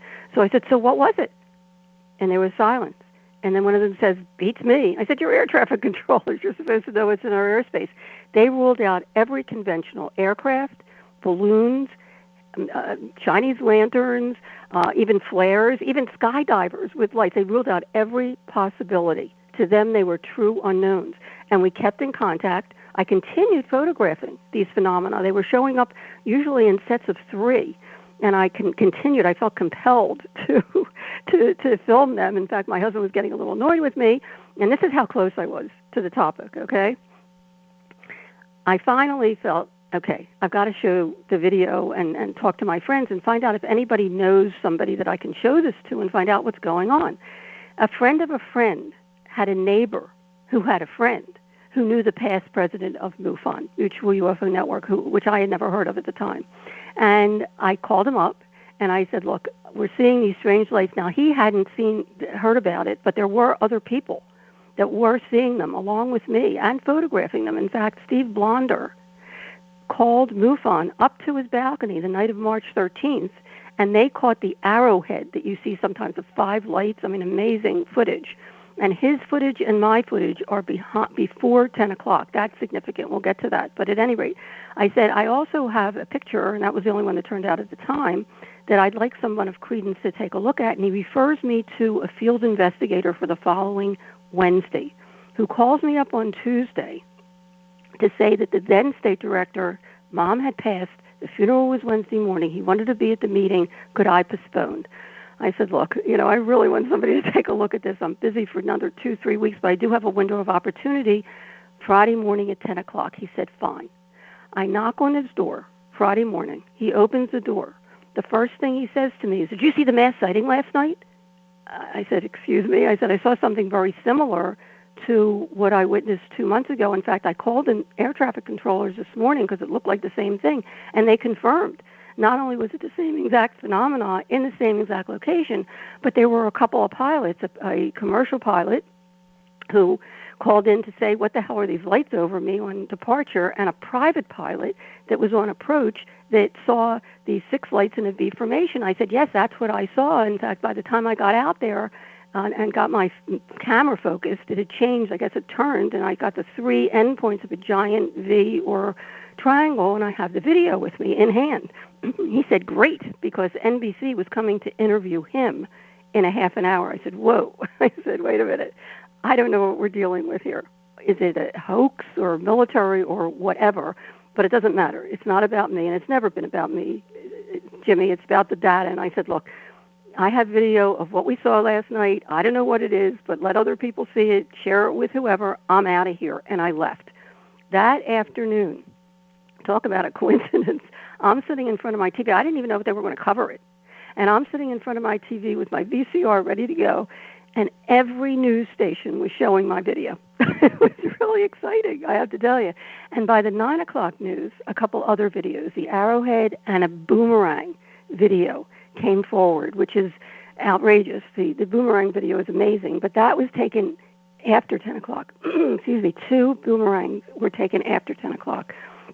And anyway, I'm learning that thousands of people, at that time they thought hundreds, but thousands of people were not only seeing these orb formations, but also actual craft. And on March 13th, for anybody that doesn't know out there, 1997, you probably don't know this data because we've learned so much just in the past few years. Not only because there's so much mis and disinformation out there, not only was the mass sighting over a dozen hours, starting at 3 p.m. in the afternoon, daylight sightings in Arizona, 5 o'clock hour in New Mexico, 7 o'clock hour, and for several hours in California. The 10 to 11 o'clock hour, there was actually 2 commercial airlines that witnessed one of these craft covering Las Vegas. That's a whole other story. And then the sightings continued all the way until 5:30 the next morning. The last report that I had personally was from a Boeing crewman that said that his whole crew was coming into work 5:30 the next morning, and one of these ginormous craft was over their tarmac.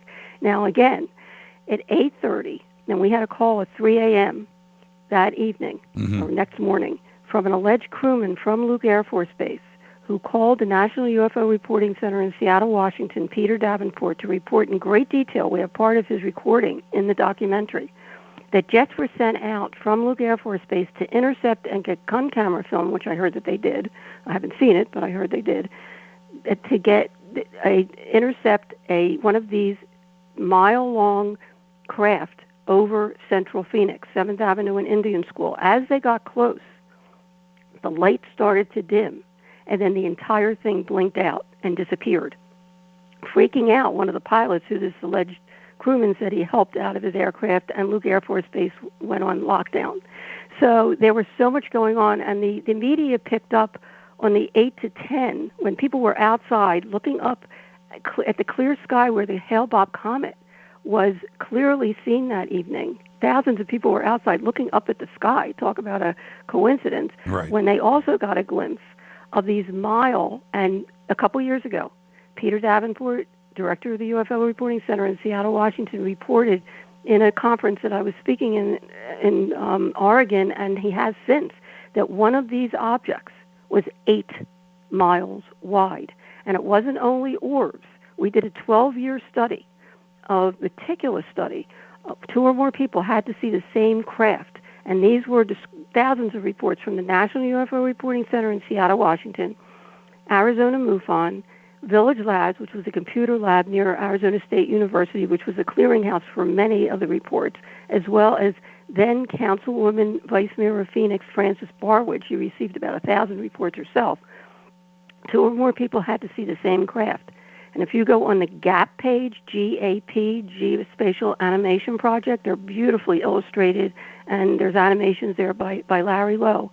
There were 10 different craft, and some of them were very different. Now, whether it was one craft that could morph into looking different, or the perspective from where the person was standing, or an actual parade. And that's what was concluded, because it wasn't just Arizona, Jimmy. No, it's It mapped was out. New Mexico, It's New Mexico, mapped out. California, and Nevada, and they were seeing different things in different locations at the same time. So it really was a parade, an amazing parade. Also the technology. That's another thing before we get a break. No, I've got to take a break right Oh, here. go ahead. So let's get that in.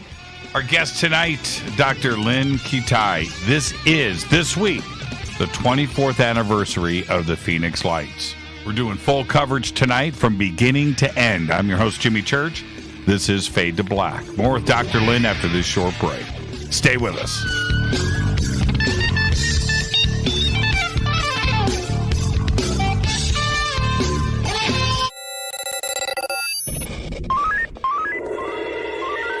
Way out here, we listen to Jimmy Church. You're listening to Fade to Black. Always on the edge of the hottest alternative talk. Jimmy Church with Fade to Black. KGRARadio.com. ¿Qué tal, mis amigos? Yo soy Mario Carson, el tiburón, y los invito para que escuchen a mi buen amigo Jimmy Church Radio. ¡Claro que sí! Do you want to be an official Fadernaut? Of course you do. This is Jimmy Church of Fade to Black. Just go to our membership section at jimmychurchradio.com. Fadernauts. When you think about the future of our country and where we're headed, do you wonder about the food supply? I do. Disruptions in the food supply chain could be disastrous, and they usually occur with little warning. That's why the smartest thing you can do today is to stockpile emergency food, water, and other essentials. I personally recommend My Patriot Supply. They're the nation's largest emergency preparedness company, serving millions of customers for more than a decade. In fact, they're the only source my family trusts for our preparedness plan. You should too. Right now, save 20% off a full 4-week supply of delicious meals that provide 2,000 calories a day. Saving 20% helps too, doesn't it? Especially now. So go to preparewithjimmy.com and get ready. That's preparewithjimmy.com. There's no time to lose. Do it now.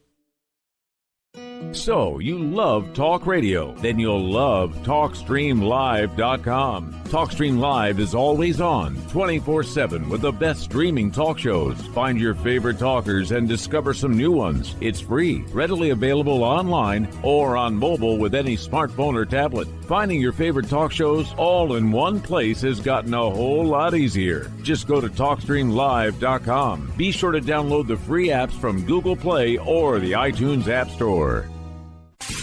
You listen to us, and we listen to you. And so does the CIA. KGRARadio.com. You are listening to Fade to Black with Jimmy Church on the Game Changer Network. Oi, oi, I'm Reese Evans. You're listening to Jimmy Church. This is Revolution. The revolution will not be televised. The revolution is on radio. Ciao.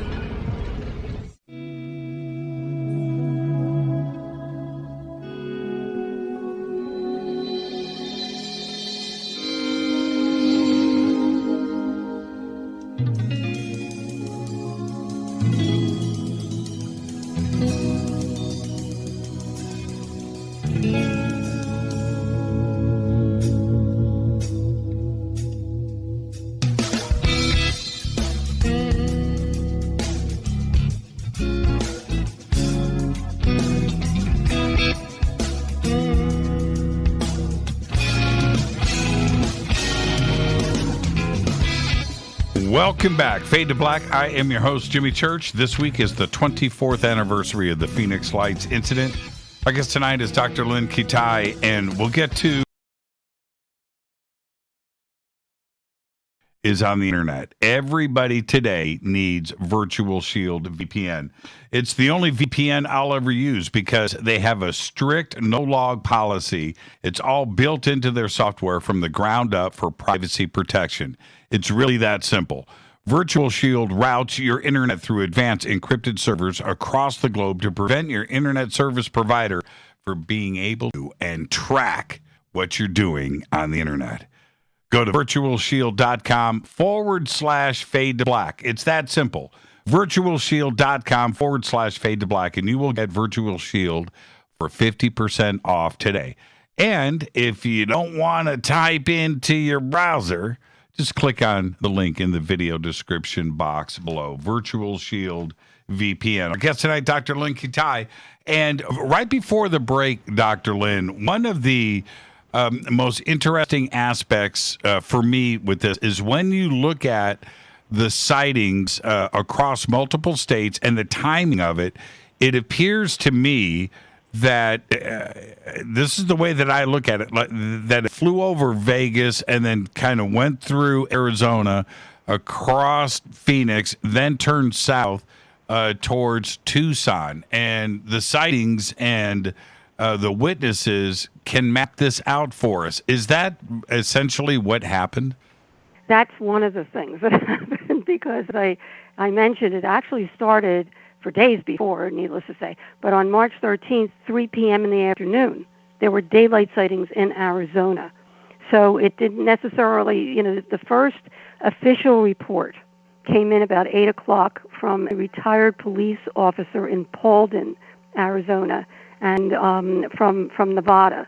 So there were multiple things happening at the same time. One of the major craft, actually, that went through over I-10, you mentioned I-10, was from north to south and then came back again. But there were multiple things happening also in New Mexico and California and throughout Arizona at the same time. And what was amazing is that seemed to be attached to something, and they couldn't quite see what it was attached to, but it blocked out the stars. It went right overhead. I mean, we're talking rooftop level, totally silent. Other people actually saw craft with gunmetal at the bottom, with windows, with beings at the windows. And what was incredible about the technology, and we haven't seen this technology yet, 24 years later, is that many witnesses actually saw the orbs detach from the main object, go out into the environment, and then redock with it. And I always think, is that what happened in 95? I'll just leave that to your audience, because right. The same phenomena was, by the airport at that, area where the Native Americans believe that there's a portal or gateway there, the Gila River Indian Reservation area, GILA. But also the fact that it was so silent and that it was so massive, and we're talking 1 to 8 miles wide. And some people, we have a pilot that is in our documentary who was right underneath one of these, what he called a canister of spinning energy. We have another fellow who actually is in the streaming Discovery Plus show UFO Witness. It is streaming right now on Discovery Plus, who is a registered nurse, and he was also very close to one of these craft and actually looked up in the light, and he said it was like 30 feet above him, and it looked like there was lava coming down, and then he thought he was going to get burned, and suddenly it would shoot straight up. We have a very credible couple who was out in Carefree, who were realtors, also in Mensa, and very, very credible, and there were actually stakes in the ground for a development. And they guesstimated that the craft was at least 2 miles wide, and they actually saw not only a gunmetal bottom, but they saw windows with beings at the windows looking down at them. And one of the craft actually split in two and shot straight up. And we're talking craft that took off at blink speed, that were rooftop level, right over people's heads without even dispersing the air. I mean, just incredible technology, to be sure. Have we seen anything like this yet? This is one of the fascinating aspects about the Phoenix Lights for me, is as this was unfolding for all of us, I happened to catch this video online of somebody on the 10 freeway pulled over, shoots the object, the boomerang, and I watched that video probably 50 times, and then it disappeared. The video was scrubbed from the net. It's not out there anymore. And it was one of the most amazing triangle V-shaped UFOs ever shot, and it was traveling through the star. You could see the stars passing by. You can hear everybody describing what they are seeing, and then the video has disappeared. I have never seen it again. It's probably been 15, 20 years since I've seen that video. And why would they remove it from the net? Why would they pull that down? That's a very interesting question, because and the other question is, after this happens, when thousands, and we're talking tens of thousands of people were outside purposely looking up at the sky at the Hale-Bopp comet, and that's why I think like the story became, it was 8 to 10. Well, that's when most people contacted the radio stations or whatever. So they kind of honed in on that, but it certainly was more far-reaching than that. But being so, there was no investigation.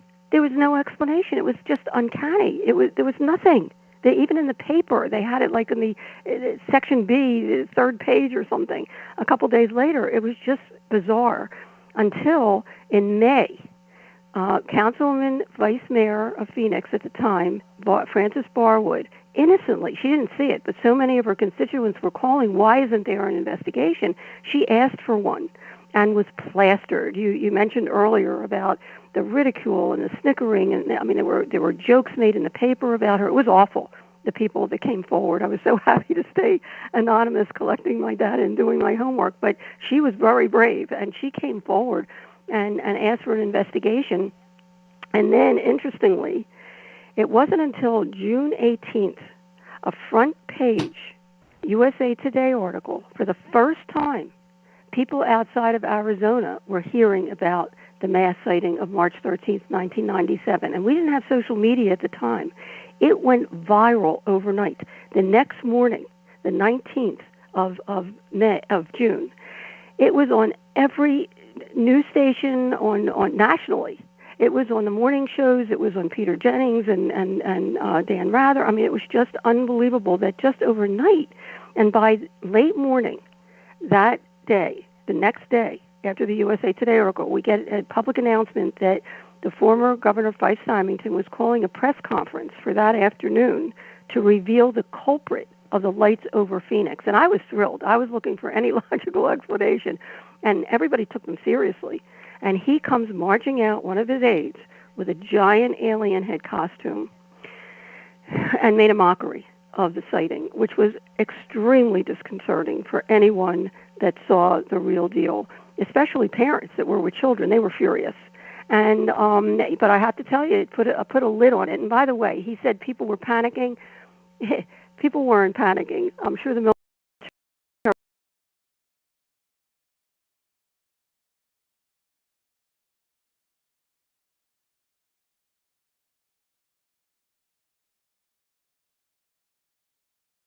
were saying, why isn't there an investigation? Why isn't there an explanation? At any rate,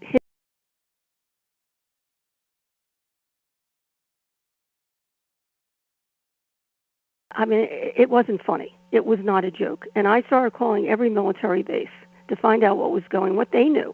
And they were more interested. I never told them details, but they were more interested in seeing my data than giving an explanation for it.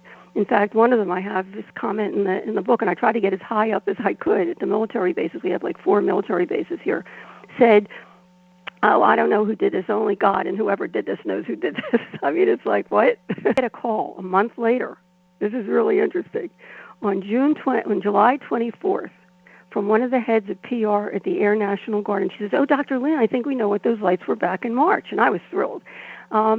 She says, do you believe in all these months nobody ever looked at the log for visiting Air National Guard? And the Maryland Air National Guard was in town sending off military illumination flares in Operation Snowbird, which I later found out means diversionary tactical maneuvers, military-wise, which they may have been sending off flares, but we don't have one witness, by the way, that described what flares do. She said, that must be what some people saw. And I said, wait a minute. I said, when was the Maryland Air National Guard in town? She says, March 1st to the 15th. I said, were they in town in January? She says, oh, no. I said, are you sure? She said, absolutely not. I said, well, I have documentation, 35-millimeter documentation, that the same exact thing happened 2 months before the mass sighting, confirmed the next morning by air traffic controllers in January and the next morning in March.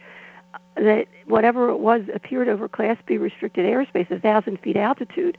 And she says, you never told me that, because I never told them details. And I said, besides, you're trying to tell me, and I had educated myself to anything logical, including military illumination flares, that cannot keep information. Drift and drop with the wind on parachutes haphazardly, have huge smoke trails that are illuminated by the flare itself and are meant to illuminate the area around it, which, again, not one person described that saw the true unknowns. And I said, they traveled the entire state in a rock-solid, equidistantly spaced, mile-wide V formation for hours. Yeah, it's new flare technology, Dr. Lynne. Wait a minute. Oh. She says to me, I have a call coming in. I'll get back to you. I'm still waiting. Yeah.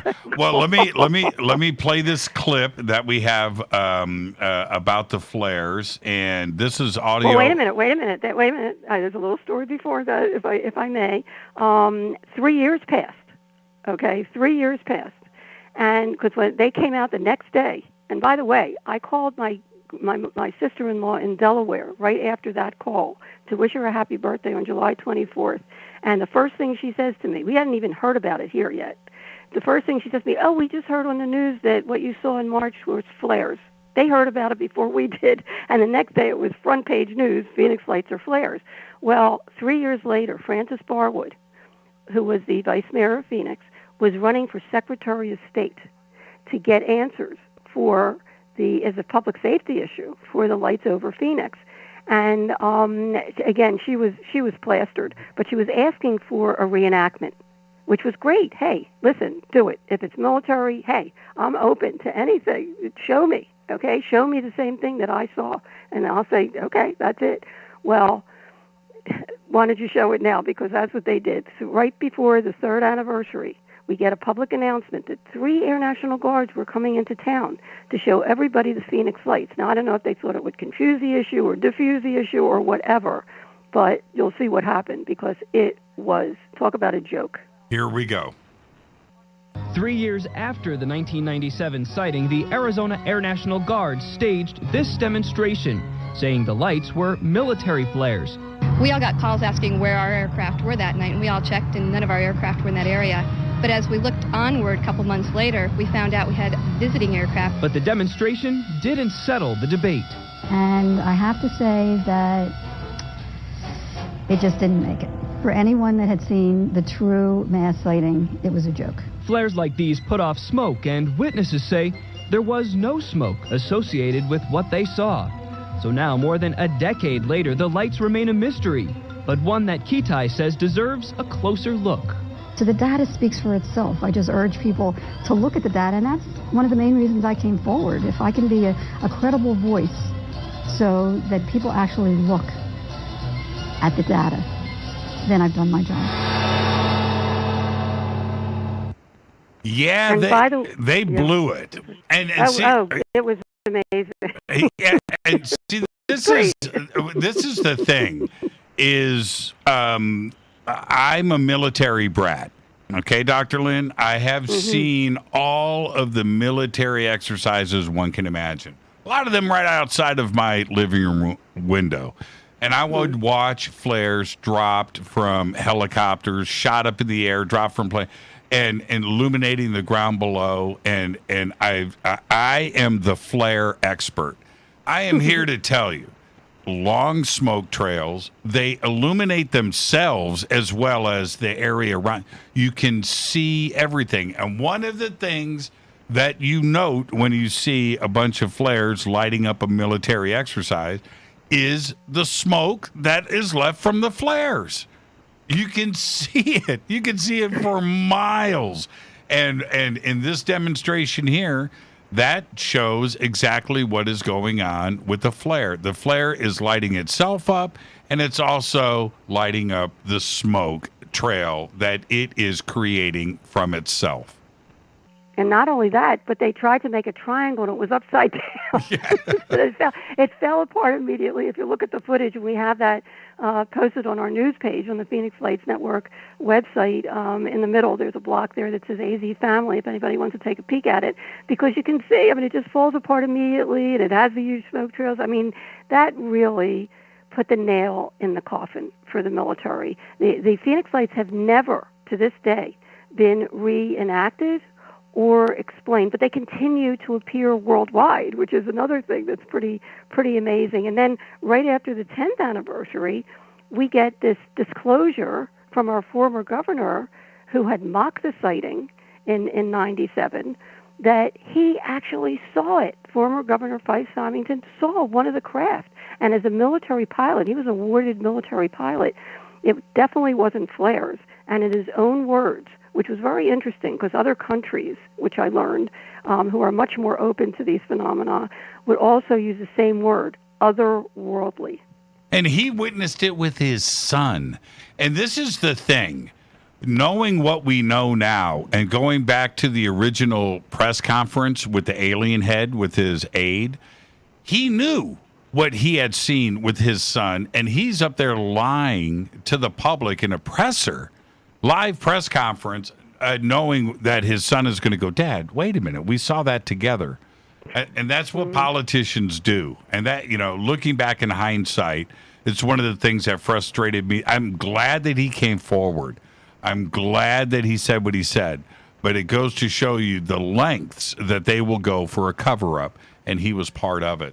I want before we get to the break, I want to play the clip from Kurt Russell. Well, wait a minute. That's the next story, because what was really interesting, and I'm glad you brought it up, because also in 2017, almost simultaneously with the Pentagon coming forward, and we learned about the $22 million study that that they were doing for the military and government and Harry Reid and so forth, the pilot, and I had no idea who the private pilot was or commercial pilot was, but I actually wrote it in the original book in 2004 because I found it really compelling that pilots called into the tower to say that they were seeing these things on approach and departure of Sky Harbor.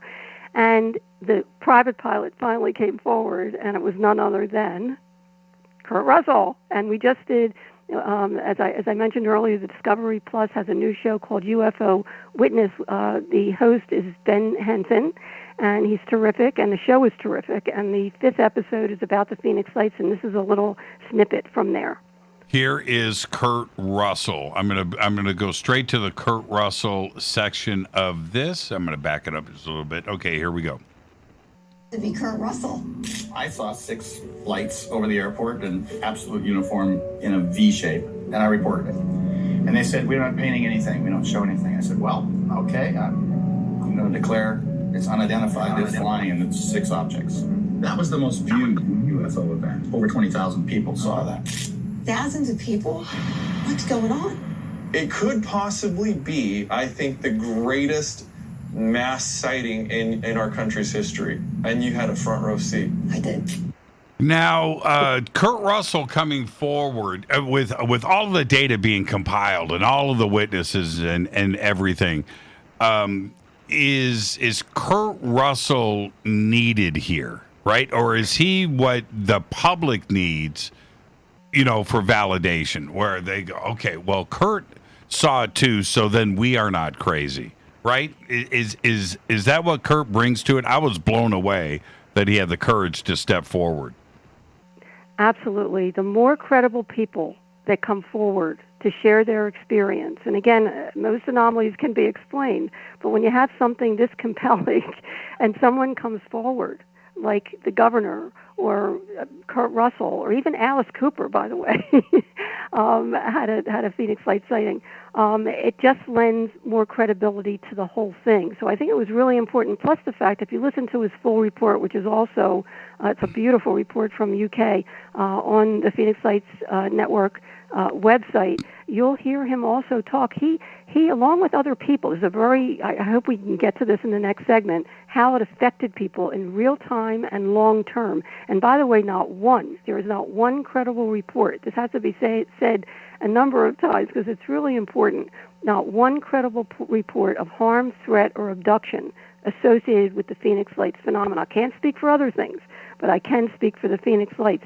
And he was a perfect example of what happened to a number of people, including a psychiatrist who was coming up I-10 with his family who saw one of these craft on just right over his head.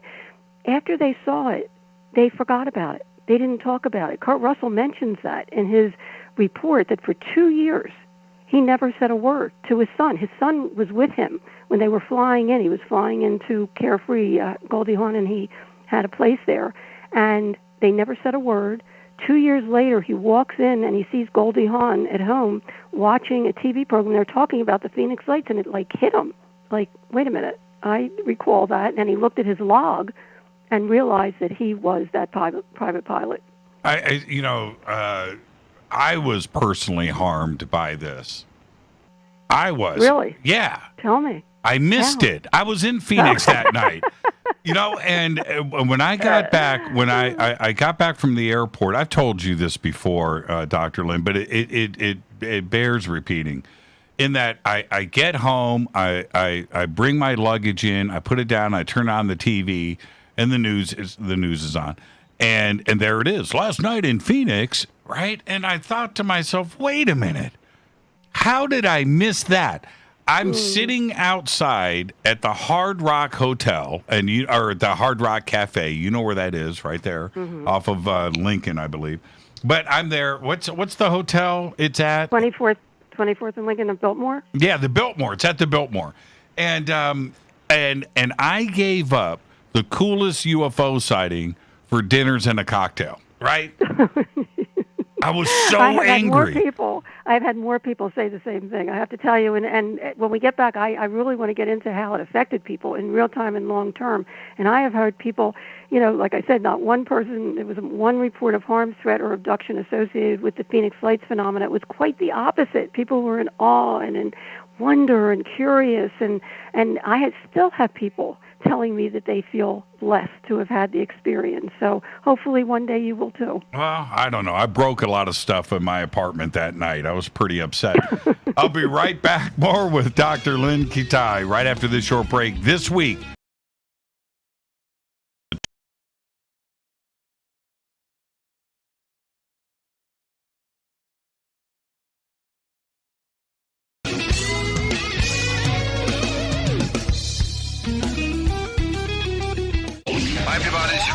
the Metal Guard on JimmyChurchRadio.com. This is KGRA Digital Broadcasting Station, Salt Lake City, Utah, Van Buren, Arkansas. Why is it we're not very good with our health regimen until it's too late? We don't put oil in the car until the engine blows up. When the body's out of balance, your health is not so good. Give your body some love.com. That's getthetea.com. Try our Life Change Tea, which cleanses you from harmful intruders. A clean colon is one of the ways to bring the body in balance. We also carry organic supplements to help you get where you need to go. So do your body a favor. Log on to getthetea.com. That's getthetea.com. You can even visit our sales page to save some dough. Does anybody call money dough anymore? Anyway, if you're looking for short, helpful health tips, go to YouTube and punch in Health Matters Now. That's Health Matters Now. So, log on to getthetea.com, shop, get balanced, then learn some cool tips at Health Matters Now. You'll be glad you did. That's getthetea.com. Your contact for current news and trending topics. KGRARadio.com. This is Jimmy Church of Fade to Black, and I only drink Fade to Black blend coffee from River Moon. Just click on the River Moon coffee banner at jimmychurchradio.com. Promo code F2B Blend. This is the only way forward. This is Fade to Black. Make contact. KGRARadio.com.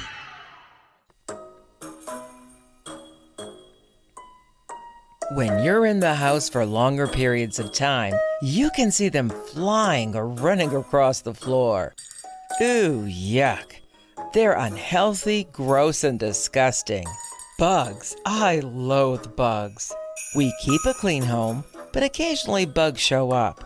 Well, I found something that is tougher than bugs. Orange Guard.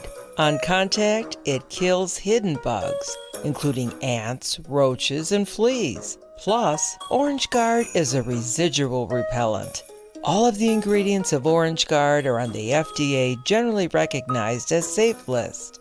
Orange Guard may be used around food, humans, and pets. It comes with a 30-day money-back guarantee.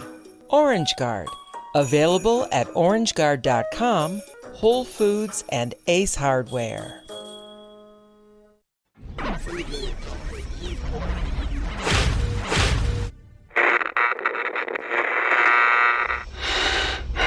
You want to know a secret? I love ponies. I really love ponies. I'm serious. I couldn't stay sane without ponies to brush. Why fade to black? Because you never got that pony, damn it. This is Fade to Black with Jimmy Church on the Game Changer Radio Network and KGRA, the Global Radio Alliance.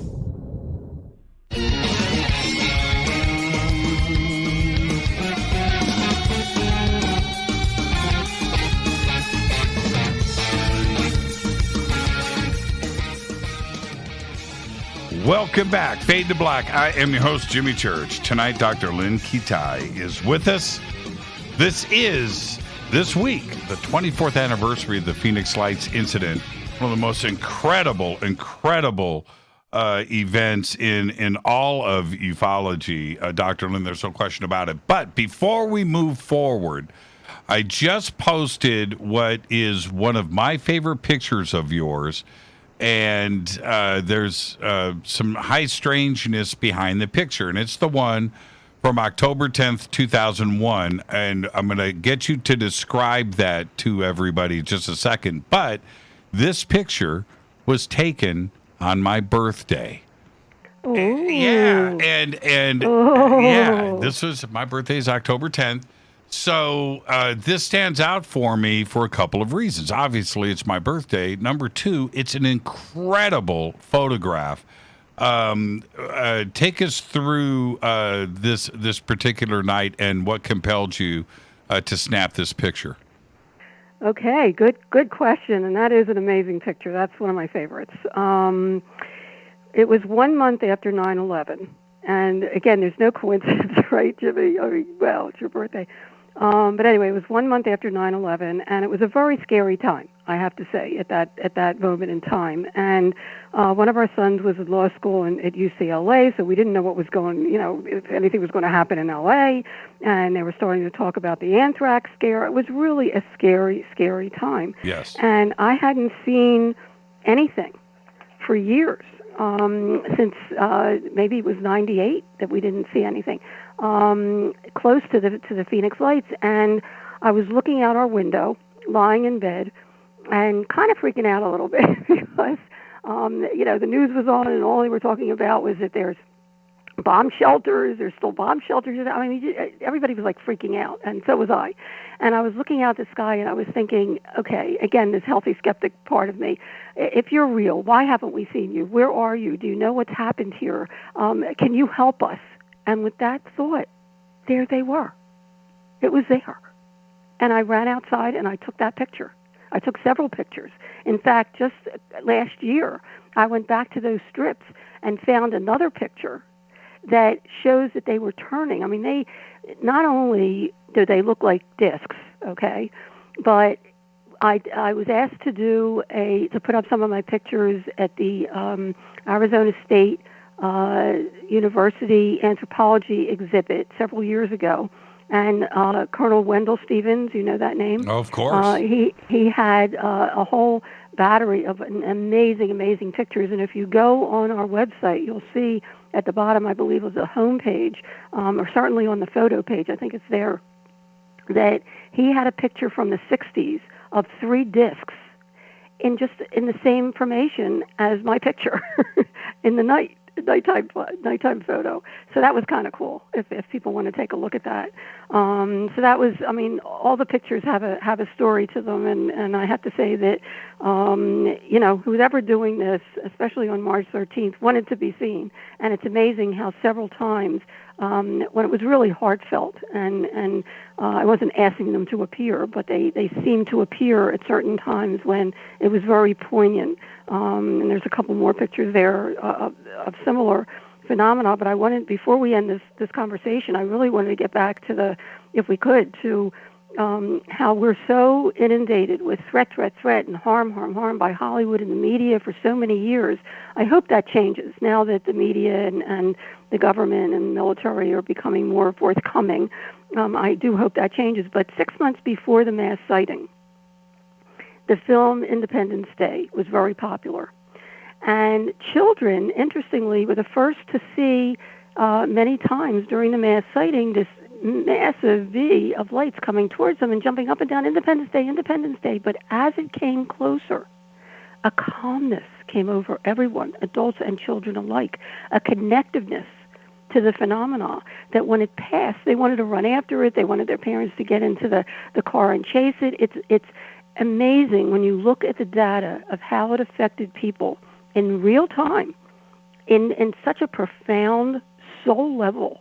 I have to tell you, I mean, not only did it wake people up that we are not alone, and it really did. It's not a belief anymore. And many people that saw the Phoenix Lights will tell you it's a knowing. It's a knowing. But it changed their lives forever. And long term, we have people that went into the peace movement, went into the environmental movement. I mean, even my husband stopped eating meat. I mean, just a complete change. He was a meat and potato guy from Philadelphia. It's amazing when you look at the data. And one of the other pieces of the puzzle, which also was really, really poignant for me personally, is that a number of people, including the couple that were out in Carefree, the psychiatrist that I talk about in the book that was coming up to Phoenix and saw the craft right above them with the arms of the craft and on either side of the freeway for a long, long length. They shared that they had near-death experiences as children that was reawakened by the mass sighting. And I did too. That really hit me hard. The same thing happened to me.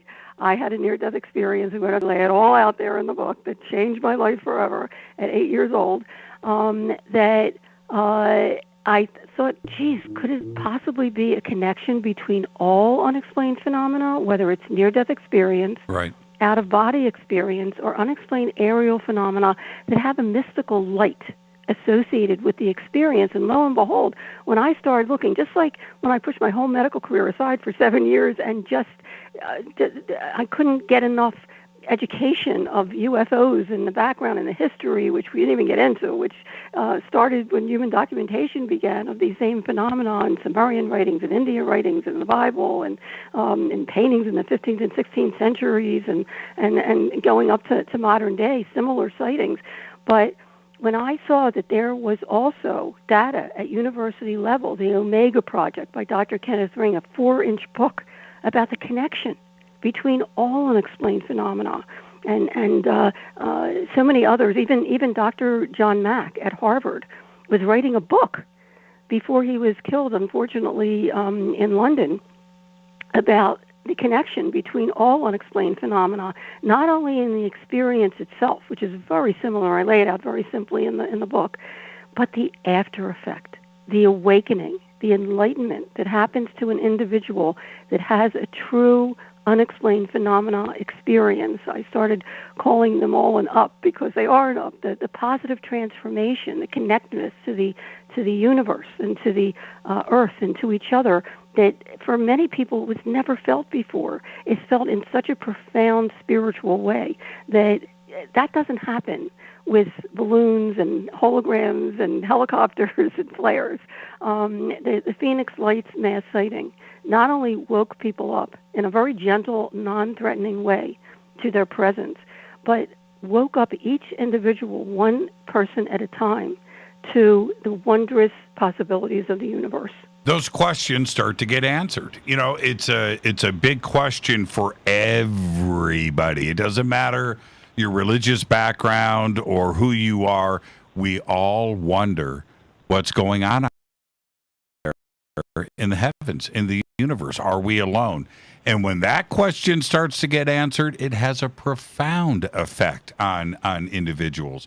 I wanted to ask you this, and I want to continue the conversation, of course, but the conscious connection to this, when you went out, you know, a month after 9/11, when the country and the world is going through trauma, you went out and and asked, right? And suddenly they are there. What about this conscious connection that is revealed to those that Well, it starts with having an open mind and an open heart.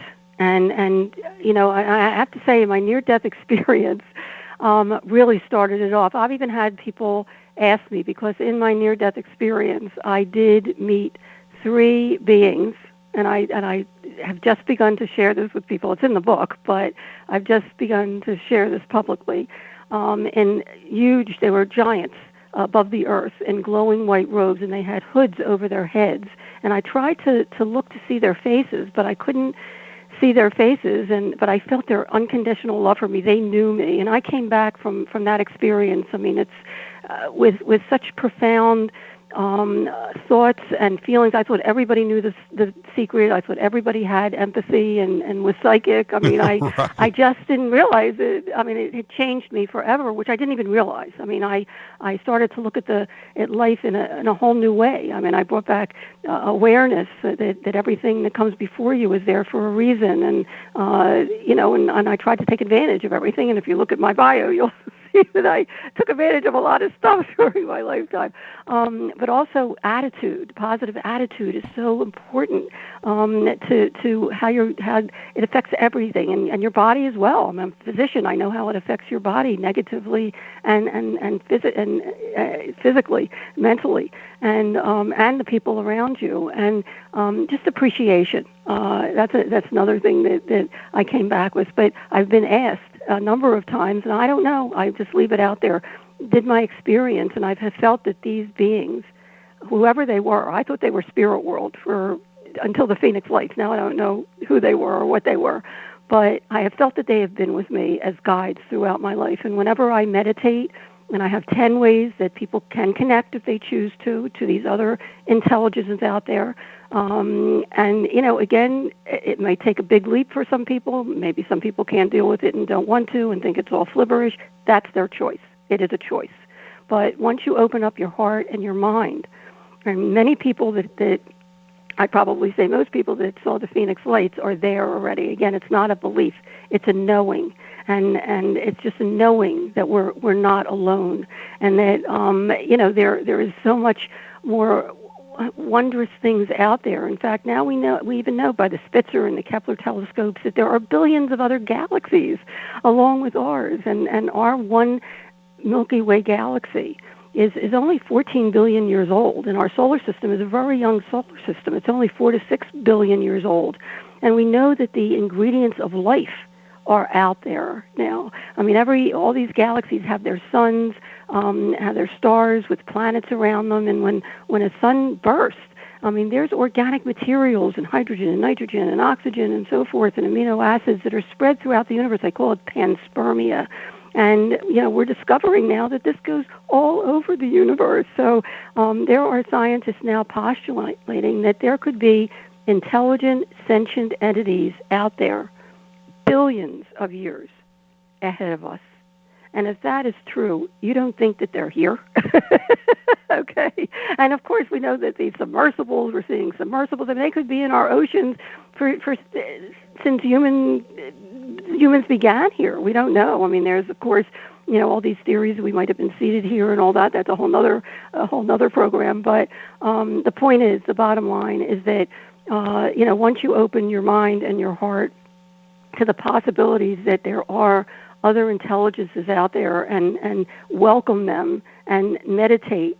I get answers for things, and I trust it now throughout my life. I mean, there have been times in my life when I've come to crossroads, including the Phoenix Lights, and I talk about it in the book. I mean, I didn't know why I had what I had. I didn't know anything about this topic, didn't want anything to do with it. It was so controversial as a physician, an accomplished physician, and I went back to work to help put our younger son through medical school. He's in the documentary. He had a couple sightings with us as a chief clinical consultant at the Arizona Heart Institute, and was so frightened to come forward. When I finally did, I couldn't believe how many people came, doctors and nurses came up to me. There's so many people that are ready for this and just need that one more push of confidence to know that this is real, that something is going on. that is not of our world, as our reality cube tells us, that needs to be studied so we can find out who's driving these things. When did you have your near-death experience? In 1956, when I was 8 years old. That kind of gives away my age. So in 1956, at the age of 8, yes. you saw these 3 giant beings. At the age of 8, did you understand what was going on? No, but I always felt that they were with me. I always looked up in the sky to see if they were with me, and I always felt when I came to a crossroads like the Phoenix Lights, as I was just saying, I went out on the balcony after I said to my friends, why do I have this stuff? And they, the couple that I did share it with would say, Lynn, this is what you do. You can do something credible and professional with this.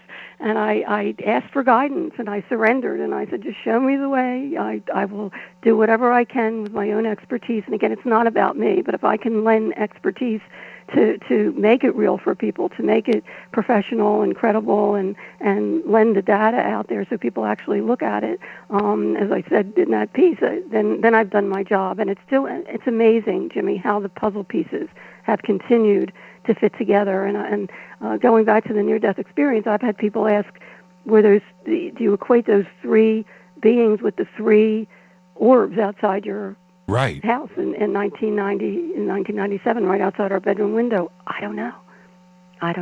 Now, I've known you for a long time, and one of the things that I'm enjoying right now for yourself and those in our community that have been researching and speaking about this for a long time, the last 3 years have been a lot of fun. It's been a certain amount of vindication and validation, and we can speak freer than we ever could before in the past. But it's also an indication to me that something else is on the horizon. Do you feel that? Do you think that we are right on the edge of something big about to break?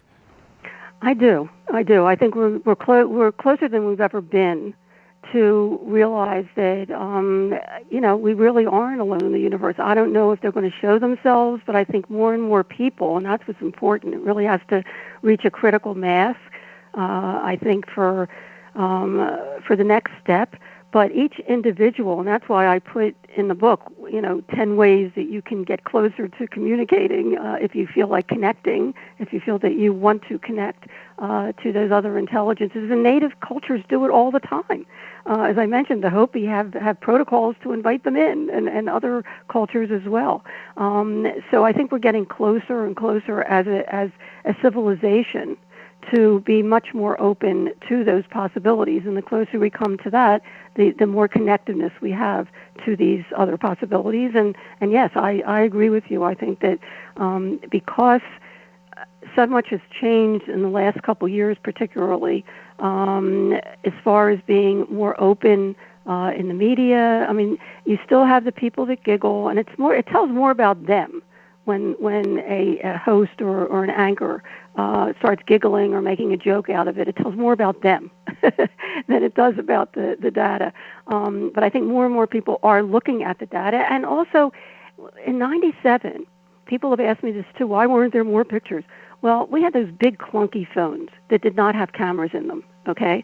And who carries around a camera? Yes, several people did, because the Hale-Bopp comet was out there, very clear. But when they tried to take pictures of these massive craft that blocked out the stars, the pictures turned out black. So we were lucky that we did have the videos that we did have. But be that as it may, now we have not only cameras in our phones, and everybody's walking around with them, and they couldn't keep it from us anymore. There's too many people seeing things and documenting them in real time. And by the way, the Phoenix Lights mass sighting was the first chat room that they ever had on the internet, and now forget about it. We know how many chat rooms there are and podcasts, and it's really exploding, which is great. I mean, people are really evolving, and our consciousness is evolving as well. And I think we're evolving towards not only disclosure now, which is bigger than ever, don't you think? But we're also evolving towards being ready to accept the fact that we're not alone in the universe. Now, probably the heaviest subject of all, the most complex, I want to wrap up tonight with, and it is the medical side and the science side, figuring out what consciousness actually is. Are we getting closer to mapping out not only that part of our brain, but finding out who we are? Oh, that is such a profound question. It would take a whole other show, but certainly our consciousness, and that's why the Phoenix Lights is so poignant and powerful in and of itself, because they tapped, whoever did this, tapped into our consciousness and really did touch one person at a time and woke them up to the reality. And yes, I mean, our consciousness, and that goes for the possibility that we do go on after we pass. That's a whole other issue that I talk about in the book. And actually, my older son, who was an attorney, was the one person in the family that, said, "Mom, you better not come forward. They're going to find out it's military and it'll look like an idiot," right? Until this happened. And he actually took a picture, and I share it in the latest edition of the book, and I urge people to get the ebook because it has colored pictures and live links so they can explore other things that they wish. But it also has a colored picture of that my son took, okay, and I don't want to ruin it for people, but he took a picture where my mom, who was extremely close to him, is in the picture 10 years after she passed. Mm. And this has been analyzed up the wazoo, as well as my other photographs. But this picture did it for me because I know that she would come through, not only to let him know that she's with him, but also to tell me in her own way to get off my butt and do this. This is real. And that one picture did it for me. And I hope people will pick up the book or get the ebook and take a look at that picture. Because it cannot be denied. It's in the picture, and she came through 10 years after she passed. And to me, that not only verifies that we do go on after we pass, but I hope that people take stock in the fact that what they do while they're alive here on Earth, while they have this precious existence on Earth, as short as it is so important. Everything they do, the kindness and the wrath that they do while they're here, will come back to them in their own destiny. And maybe if people realize that they would be a lot kinder and think about what they do in this lifetime before they do it. Now, you've got 2 editions of the book. You've got the new... I got 4. Actually, there's 4 editions of the book. The latest one is the 20th anniversary edition. And we also have been updating the documentary. It's offered free on Amazon Prime now, but it has bonus features that we've added to through the years, and that has evolved as well. And then my passion of education, I've actually tried to get a curriculum into the classroom, which is extremely difficult. But what I did with the data that we collected over 7 years was compile a graphic novel activities coloring book for all ages, which is phenomenal. I have to tell you, it's really cool. Anybody that sees it at the conferences, and I can't wait till we can get back to the conferences. I know. Together, they won't let it out of their hand. They have to have it right then, because it has the story as it unfolds with the Phoenix Lights, as well as the 10 different crafts to color that were actually depicted in size. I mean, we had a map maker come to Phoenix, David Wisby, who did a fabulous job of scaling them to real size in the workbook, as well as 80 crop circles to color, and I tried to pick the most authentic, as so complex they couldn't possibly have been done by human hands or feet, as well as iconic pictures. We have a plane that has Foo Fighters, which were identical. We didn't even get into the history of these phenomena, but I was told by Dr. Richard Haynes, who started NARCAP for pilot reports, that he studied my data and said that the pictures that I took of the close orbs in the rock-solid formation outside our window were very similar to what they called Foo Fighters during World War II. Each side thought the other side had this advanced spy technology, and it wasn't until after the war, when Germany and Japan and the United States tried to study the phenomena, that nobody could find out who did it.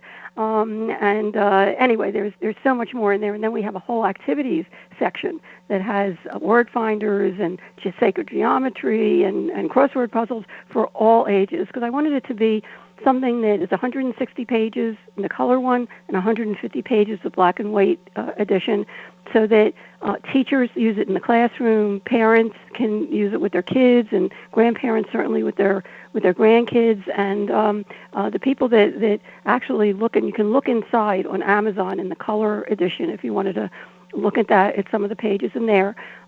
Just love that. So, that's something for everybody to enjoy. Yeah, and the website is such a complete website, phoenixlights.net, and the links are over at jimmychurchradio.com. Lots of videos, lots of amazing photographs, and everything is available, all editions of the book, and of course, the Phoenix Lights Beyond Top Secret, the DVD. I just recently watched this again. I've seen it so many times.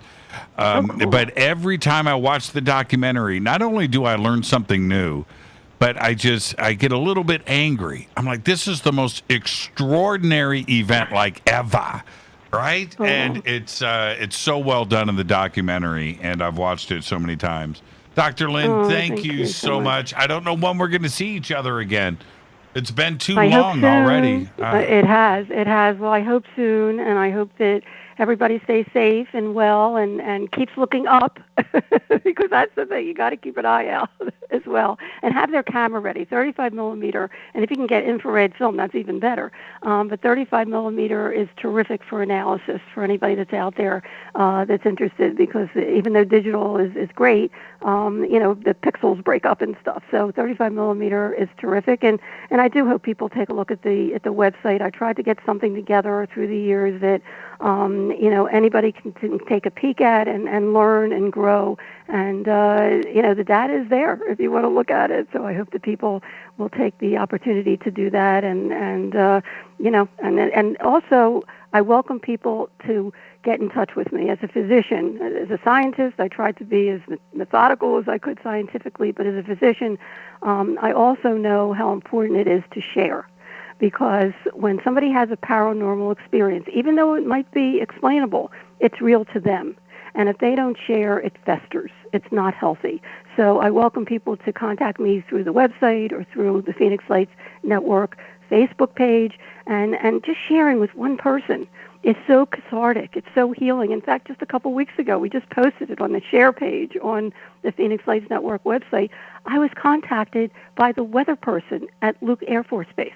She saw the mass sighting, and she waited till a couple weeks ago to let me know. So people are still coming forward, which is really exciting, and I really appreciate the kind words about the documentary, because I've had many people tell me that they've seen it multiple times, and each time they learned something new, which is what it's all about. So that's terrific, and thank you for letting me share with your audience. I hope they learned something new today, too. Yeah, I'm on the share page right now. I just watched the Phoenix Lights on Prime. I was the official weather observer on duty at Luke Air Force Base that night, and it's posted right there at the phoenixlights.net. Dr. Lynne, thank you so much, and be safe. You too, and thank you so much for letting me share, and really for everyone, just keep looking up. Dr. Lynne Kitei, thank you so much.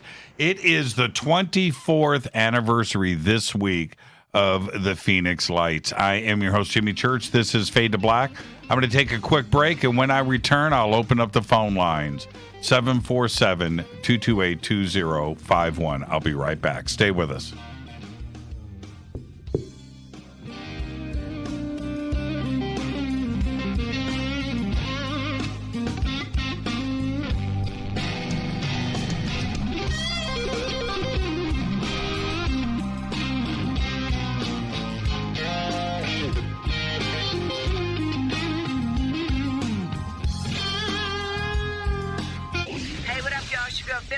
Here, and you are listening to my boy Jimmy Church on jimmychurchradio.com.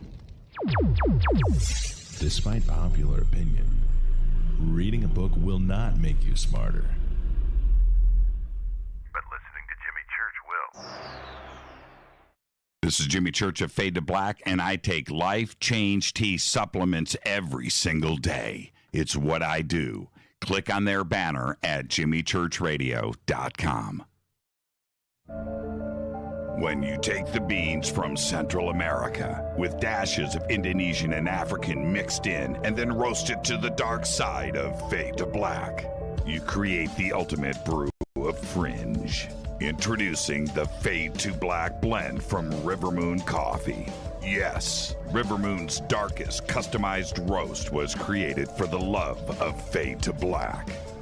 The alchemy of masterful roasting and smoking the beans is in every sip of this full-bodied, dark Java. I need my coffee dark, deep, with distinct bittersweet chocolate highlights, just like the bunker. Leaning further into the darkness of the roast is Fade to Black blend from Rivermoon Coffee. Just click on the banner at jimmychurchradio.com and use the promo code F2BBLEND for 15% off of your order today. Hello, my name is Billy Carson, and I am a best-selling author and the founder of ForbiddenKnowledge.tv. Together with my team, we have built an all-new conscious streaming TV platform designed with every family member in mind. If you have ever wanted to travel the world and attend lectures and workshops from your favorite speakers but weren't able to, look no further. ForbiddenKnowledge.tv. There are dozens of workshops and lectures from speakers you know and love. We have also included amazing categories to assure that your consciousness is entertained and elevating on a daily basis. Amazing interviews, ancient history, ascension knowledge, wisdom teachings, documentaries, conspiracies, mysteries, health and fitness, conscious cooking, meditations, finance, yoga, and so much more. To start your free trial on any mobile device or computer, surf to ForbiddenKnowledge.tv. That's Forbidden Knowledge with the number 4, ForbiddenKnowledge.tv. Again, visit ForbiddenKnowledge.tv today. Are you intrigued by Paranormal Talk Radio? You'll love the new Paranormal Radio app from TalkStream Live. You'll find a great selection of talk shows covering UFOs, ghosts, strange phenomena, and much more. Download the Paranormal Radio app now and start listening to the very best in paranormal talk entertainment, including the network you're listening to right now, the Paranormal Radio app. Free in Google Play and the iOS App Store. Erica, Brittany, Gabby, and you're listening to JimmyChurchRadio.com. It's not a lifestyle we chose. We were born this way. KGRARadio.com.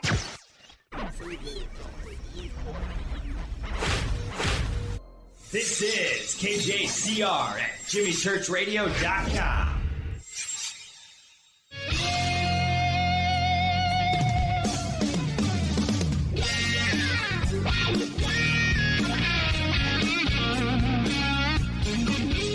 Welcome back. Fade to Black. I am your host, Jimmy Church.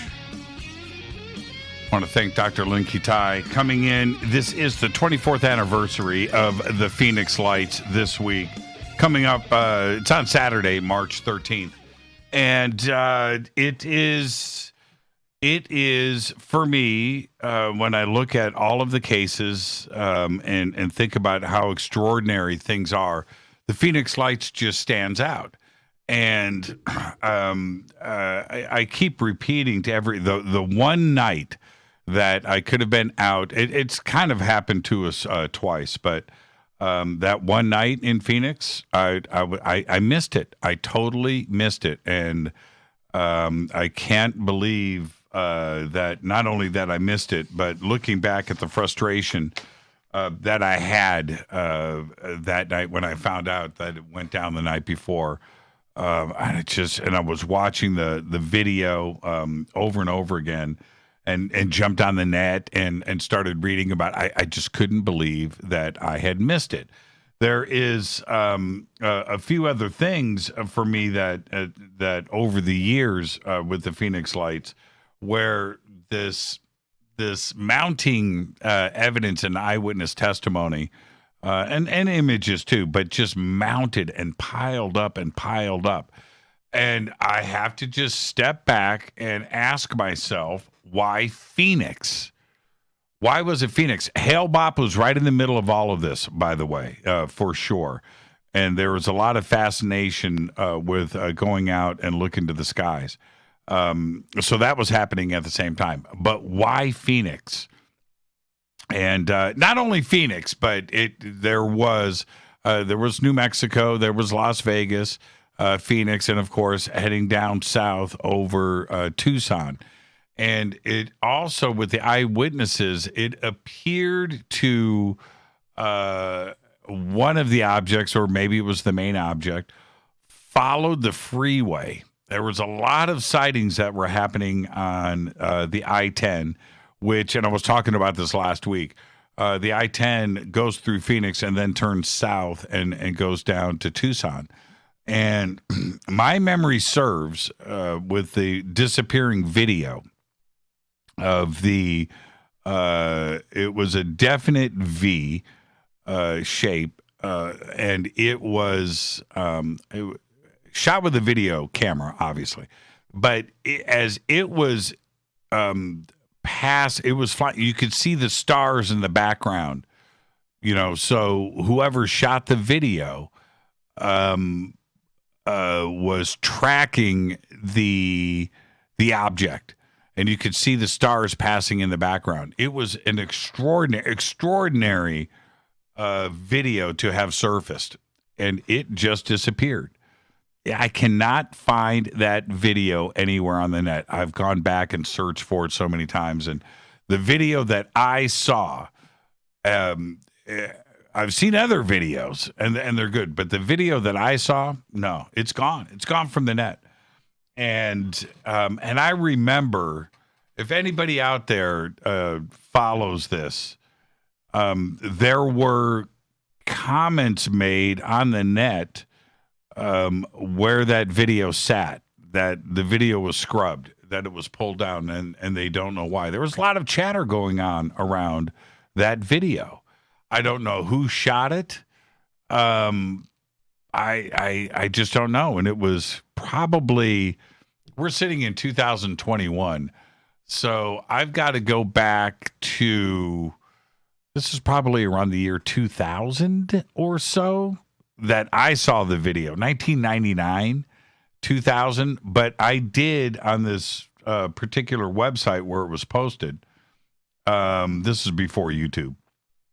I watched it over and over again, and there was a ton of comments underneath in a forum section. It was an incredible video. Gone. And I don't know if it's out there, if anybody managed to copy this particular video that I'm talking about. And it was shot off of the 10 freeway that night, March 13th. And why? Why would they pull the video down? And it was, I think it was 5 lights in a V shape. That's my memory. And it was big because it was up in not in the stars, but it was at altitude, because you could tell from the video that it was high up. This wasn't close, that the video was zoomed in to capture this. But there you go. Why? Just an incredible event. You have to ask, why Phoenix? Why Phoenix? There was another thing that I didn't bring up with Lynne tonight. I'll get to calls in just a second. And I watched the debunking videos and the flares and that were falling down behind the mountain, and the mountain was silhouetted and then overlaid, and that. The problem that I have with all of those videos, and look, I would, I want to jump back to this. I don't see the smoke in the from the flares. I don't see that in any of the videos, and I have an issue with that. Also, if they were flares, they managed to stay in the same spot in the sky for a very long time. Flares eventually fall to the ground and burn out. So I have issues with that. But let's just say, all right, let's go on the skeptic side of this. Let's say that the flares were real, that those were flares. That was whoever National Guard They were doing military exercises that night, and those were flares. That doesn't explain everything else that happened. The flares, if those were flares, and the flares are the backdrop, it doesn't change everything else, including Fife Symington and what him and his son witnessed. And witness after witness after witness after witness described the same exact thing. Mile-wide, V-shaped, large lights underneath that were part of the structure. And that's what Fife Symington described as well. So that the flares have nothing to do with the video that I saw that was filmed over the 10 freeway between Phoenix and Tucson. That has nothing to do with that. It's nothing to do with everything else that was witnessed and cited, including Kurt Russell, including over Las Vegas, New Mexico, all over the state of Arizona from the north to the south. The flares had nothing to do with that. All right? And so, if that is the case, were the flares part of the event? Right? Was Luke Air Force Base on alert, as has been reported many times since then? Right? Was that why the flares were illuminated? Right? To light up that craft. Right? Was that part of the same event? It's the Phoenix Lights. Absolutely crazy.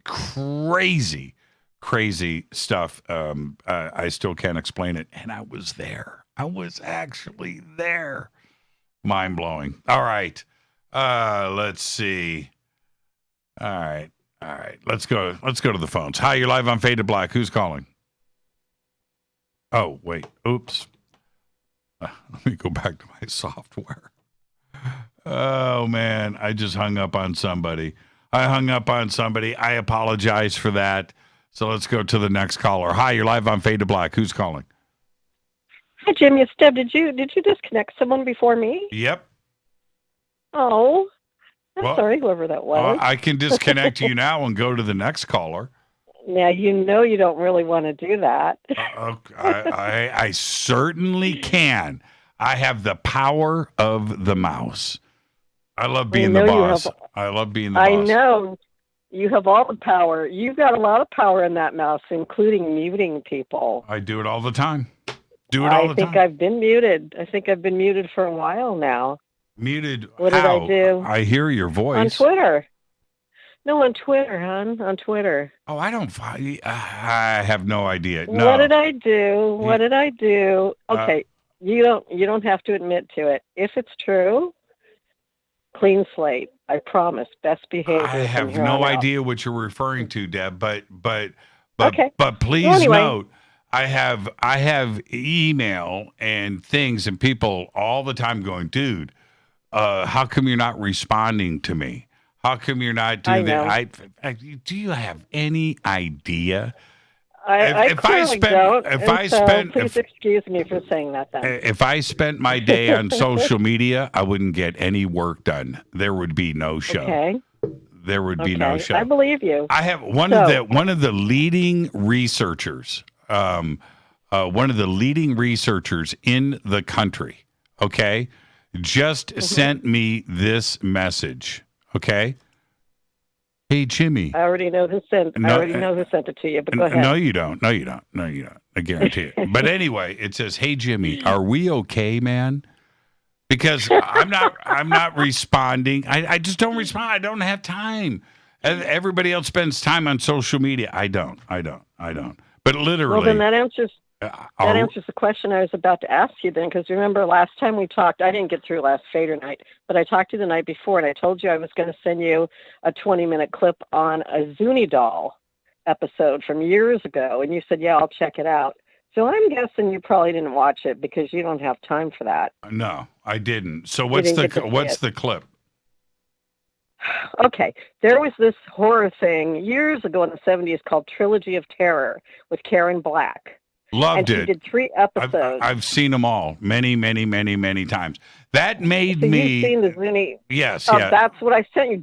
But not all 3 episodes. Just the Zuni doll. Yeah. That right there. Okay, she wasn't the only one, by the way, but that right there made me a Karen Black fan for life. Okay, Yep. Number Yep. 1. Number 2, there was a movie that came out at the same time with it was called Don't Be Afraid of the Dark. Yes. With oh my God. With what's her name? Karen Darby. Kim Darby.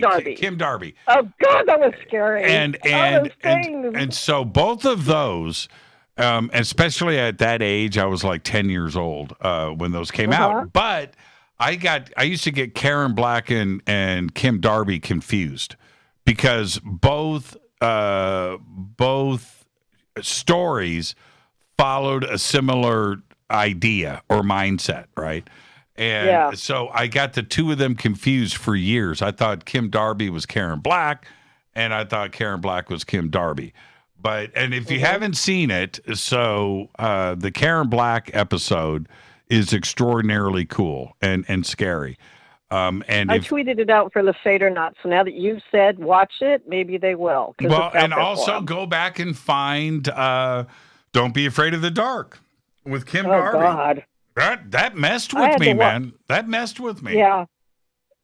I watched that last year, and I had to turn the lights on. I couldn't watch it without the lights on. It scared the you-know-what out of me, the crap. Yeah, now tell me about that. Back then we didn't have all these special effects. So you look at those creatures and that Zuni doll. What do you think? How did they do that? I don't know. And it was the same thing that I talk about this over and over again. CGI today is cool. And yes, it's gotten to the point where it's starting to fool our eye, right? It's done that well, but I don't need that. I don't need that to tell the story. And if you go back then, where they are being very creative with stop animation, puppets, things, costumes, makeup, lighting effects, and things where they captured it on film. I just need that. If the story is good, then my mind will take over. Right. And that is, you go back, seriously, that doll, well, the doll in both of them, because they're both based on dolls, actually, it's kind of funny. It's just a puppet. That's all it is. Do you care? Do you care? No, it's the story. No. It's the story. And I went back, I just recently, check this out. All right, I've got other calls on hold, so I'm going to have to run here in a second. But I just recently went back and watched. I'm in the middle. There's 20 episodes, so I'm at like episode 12, 13 of The Night Stalker, right? Kolchak. And go back and watch that. You suddenly realize where Chris Carter got the X-Files from. Because this is the X-Files. It's the X-Files. It's the X-Files. Chris Carter stole it all. That's fine. All great artists steal. But go back and watch that. It's the story. It's the story that is so strong with that. They don't show anything. They do a Jack the Ripper episode. Yeah. You don't even see Jack the Ripper, and you're terrified. They do a UFO episode, right? You don't see any aliens, and it's an extraordinary. It's telling the story how they crafted it. The vampire episode, you see one vampire one time with teeth, and it's on the screen for a tenth of a second. Right? It's not about that. It's about telling the story. Go back and watch The Night Stalker. Man, I can't believe. I will. They do the same thing with Willow Creek.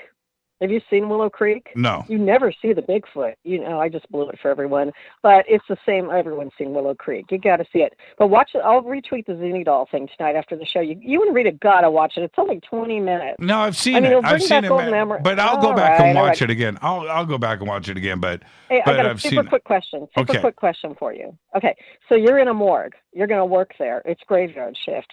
The guy tells you, hey, I've been hearing weird noise. Don't freak out. I got to leave you alone for the shift. If you hear anything, just don't do anything. Don't open anything. Don't go anywhere. Just stay in this area.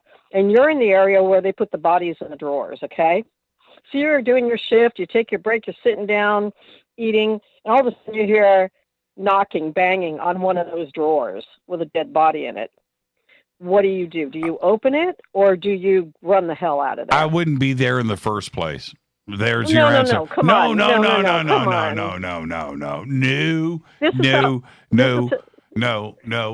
This is how you know it's safe. This is how you know it's safe because of the zombie apocalypse. Here's the test. You go up to it and the rhythmic knock. Bum, bum, ba-dum, bum, bum, bum. What you do is you go up and you knock on it. Bum, bum, ba-dum, bum. And if it answers back, bum, bum, you open it because it's not a zombie. It's a person that's still alive. Have a great night. Thank you so much, Deb. Bye. And no,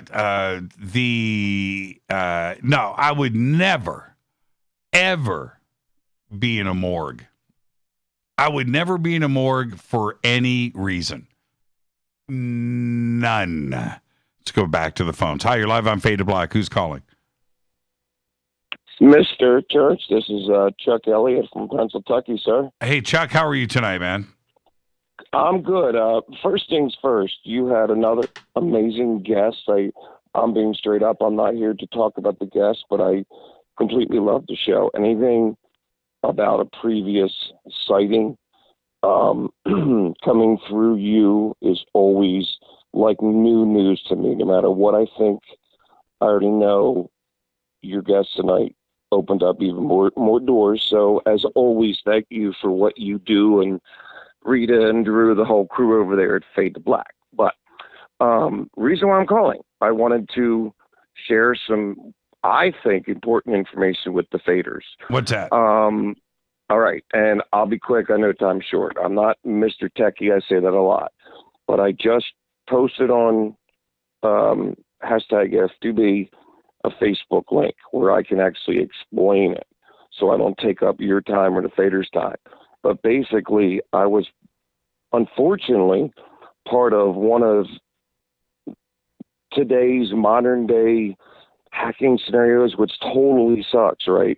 But I consider myself smart enough to not, just like you, Jimmy, I don't press on links. You know how you always say that, don't click on stuff. Dude, I'm the same as you. I don't click on crap. But just, again, I won't waste all the air time, but any faders that want to watch out for themselves, which is all of us, because I feel like I'm calling because I'm watching out for my extended fader family here, because I've already told my own family because we were all involved.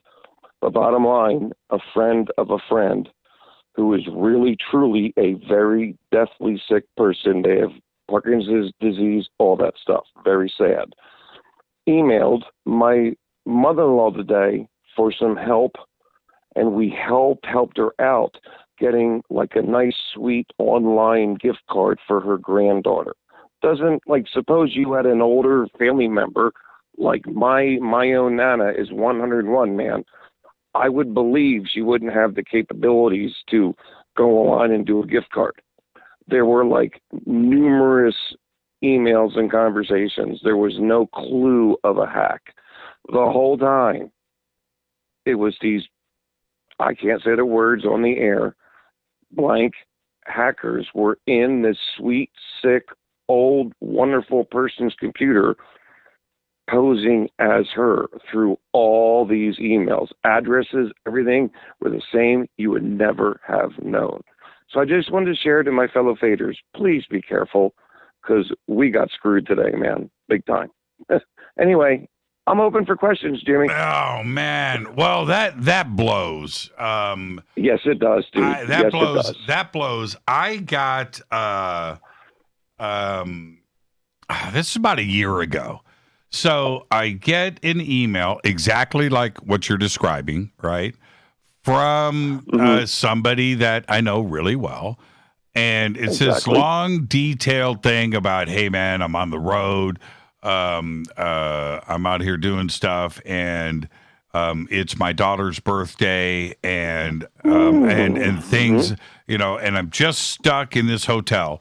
So if you could order, it was whatever, an Amazon gift card for her, and here's the thing, and here's the link to go and do it. I really appreciate it, man, and I'll square you up in a week after I get back home, and it's all good. I'm reading the email.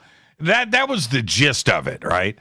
And I'm reading it, and I read it again. Pretty close. Yeah. I'm reading it, and I read it again, and I read it again. I was like, nah. Now this is a buddy of mine. This is a researcher. This is somebody of note. You know. Right, somebody you know, right? And, exactly. And so I clicked reply. I clicked reply and said, sorry, man, go F yourself. Right? Well, hold on. Then I get an email back. No, man, go F. Defend myself, but go ahead. Yeah, and it was go F yourself. So then I get on the phone and I call this person. I said, dude, you've been hacked. And he goes, man, I've been hearing about this all day. I said, somebody has got your email. Yeah. They just replied to me. And it was absolutely crazy. I couldn't believe it. They had the gall to reply to me to go F myself. Where I think I got myself in trouble is I never saw, like, on my devices, any of these emails. I looked at my mother-in-law's computer. I'm like, what do you got here? What do you got here? And I was going off, this is my friend, which all that's true. This person lives around the corner from her. And it looked totally legit. Where I screwed up was, I'm like, look, I got Amazon Prime, blah, blah, blah, blah, blah. I know. Like, everybody's got Amazon Prime, feel like, and it's easy to do. And they know that. I feel like but Amazon, here's where I have to say something nice.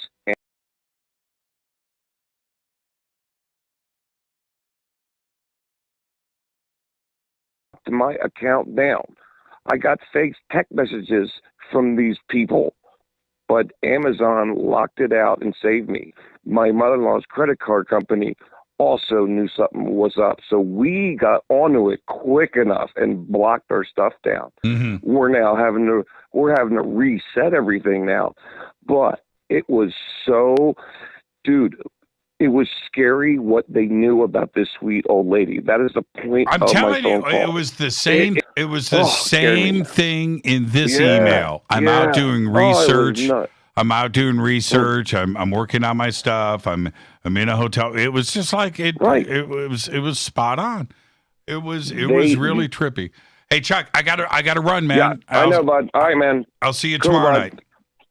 Fade to black. Fade to black. And that's Chuck and Kara. Thank you so much.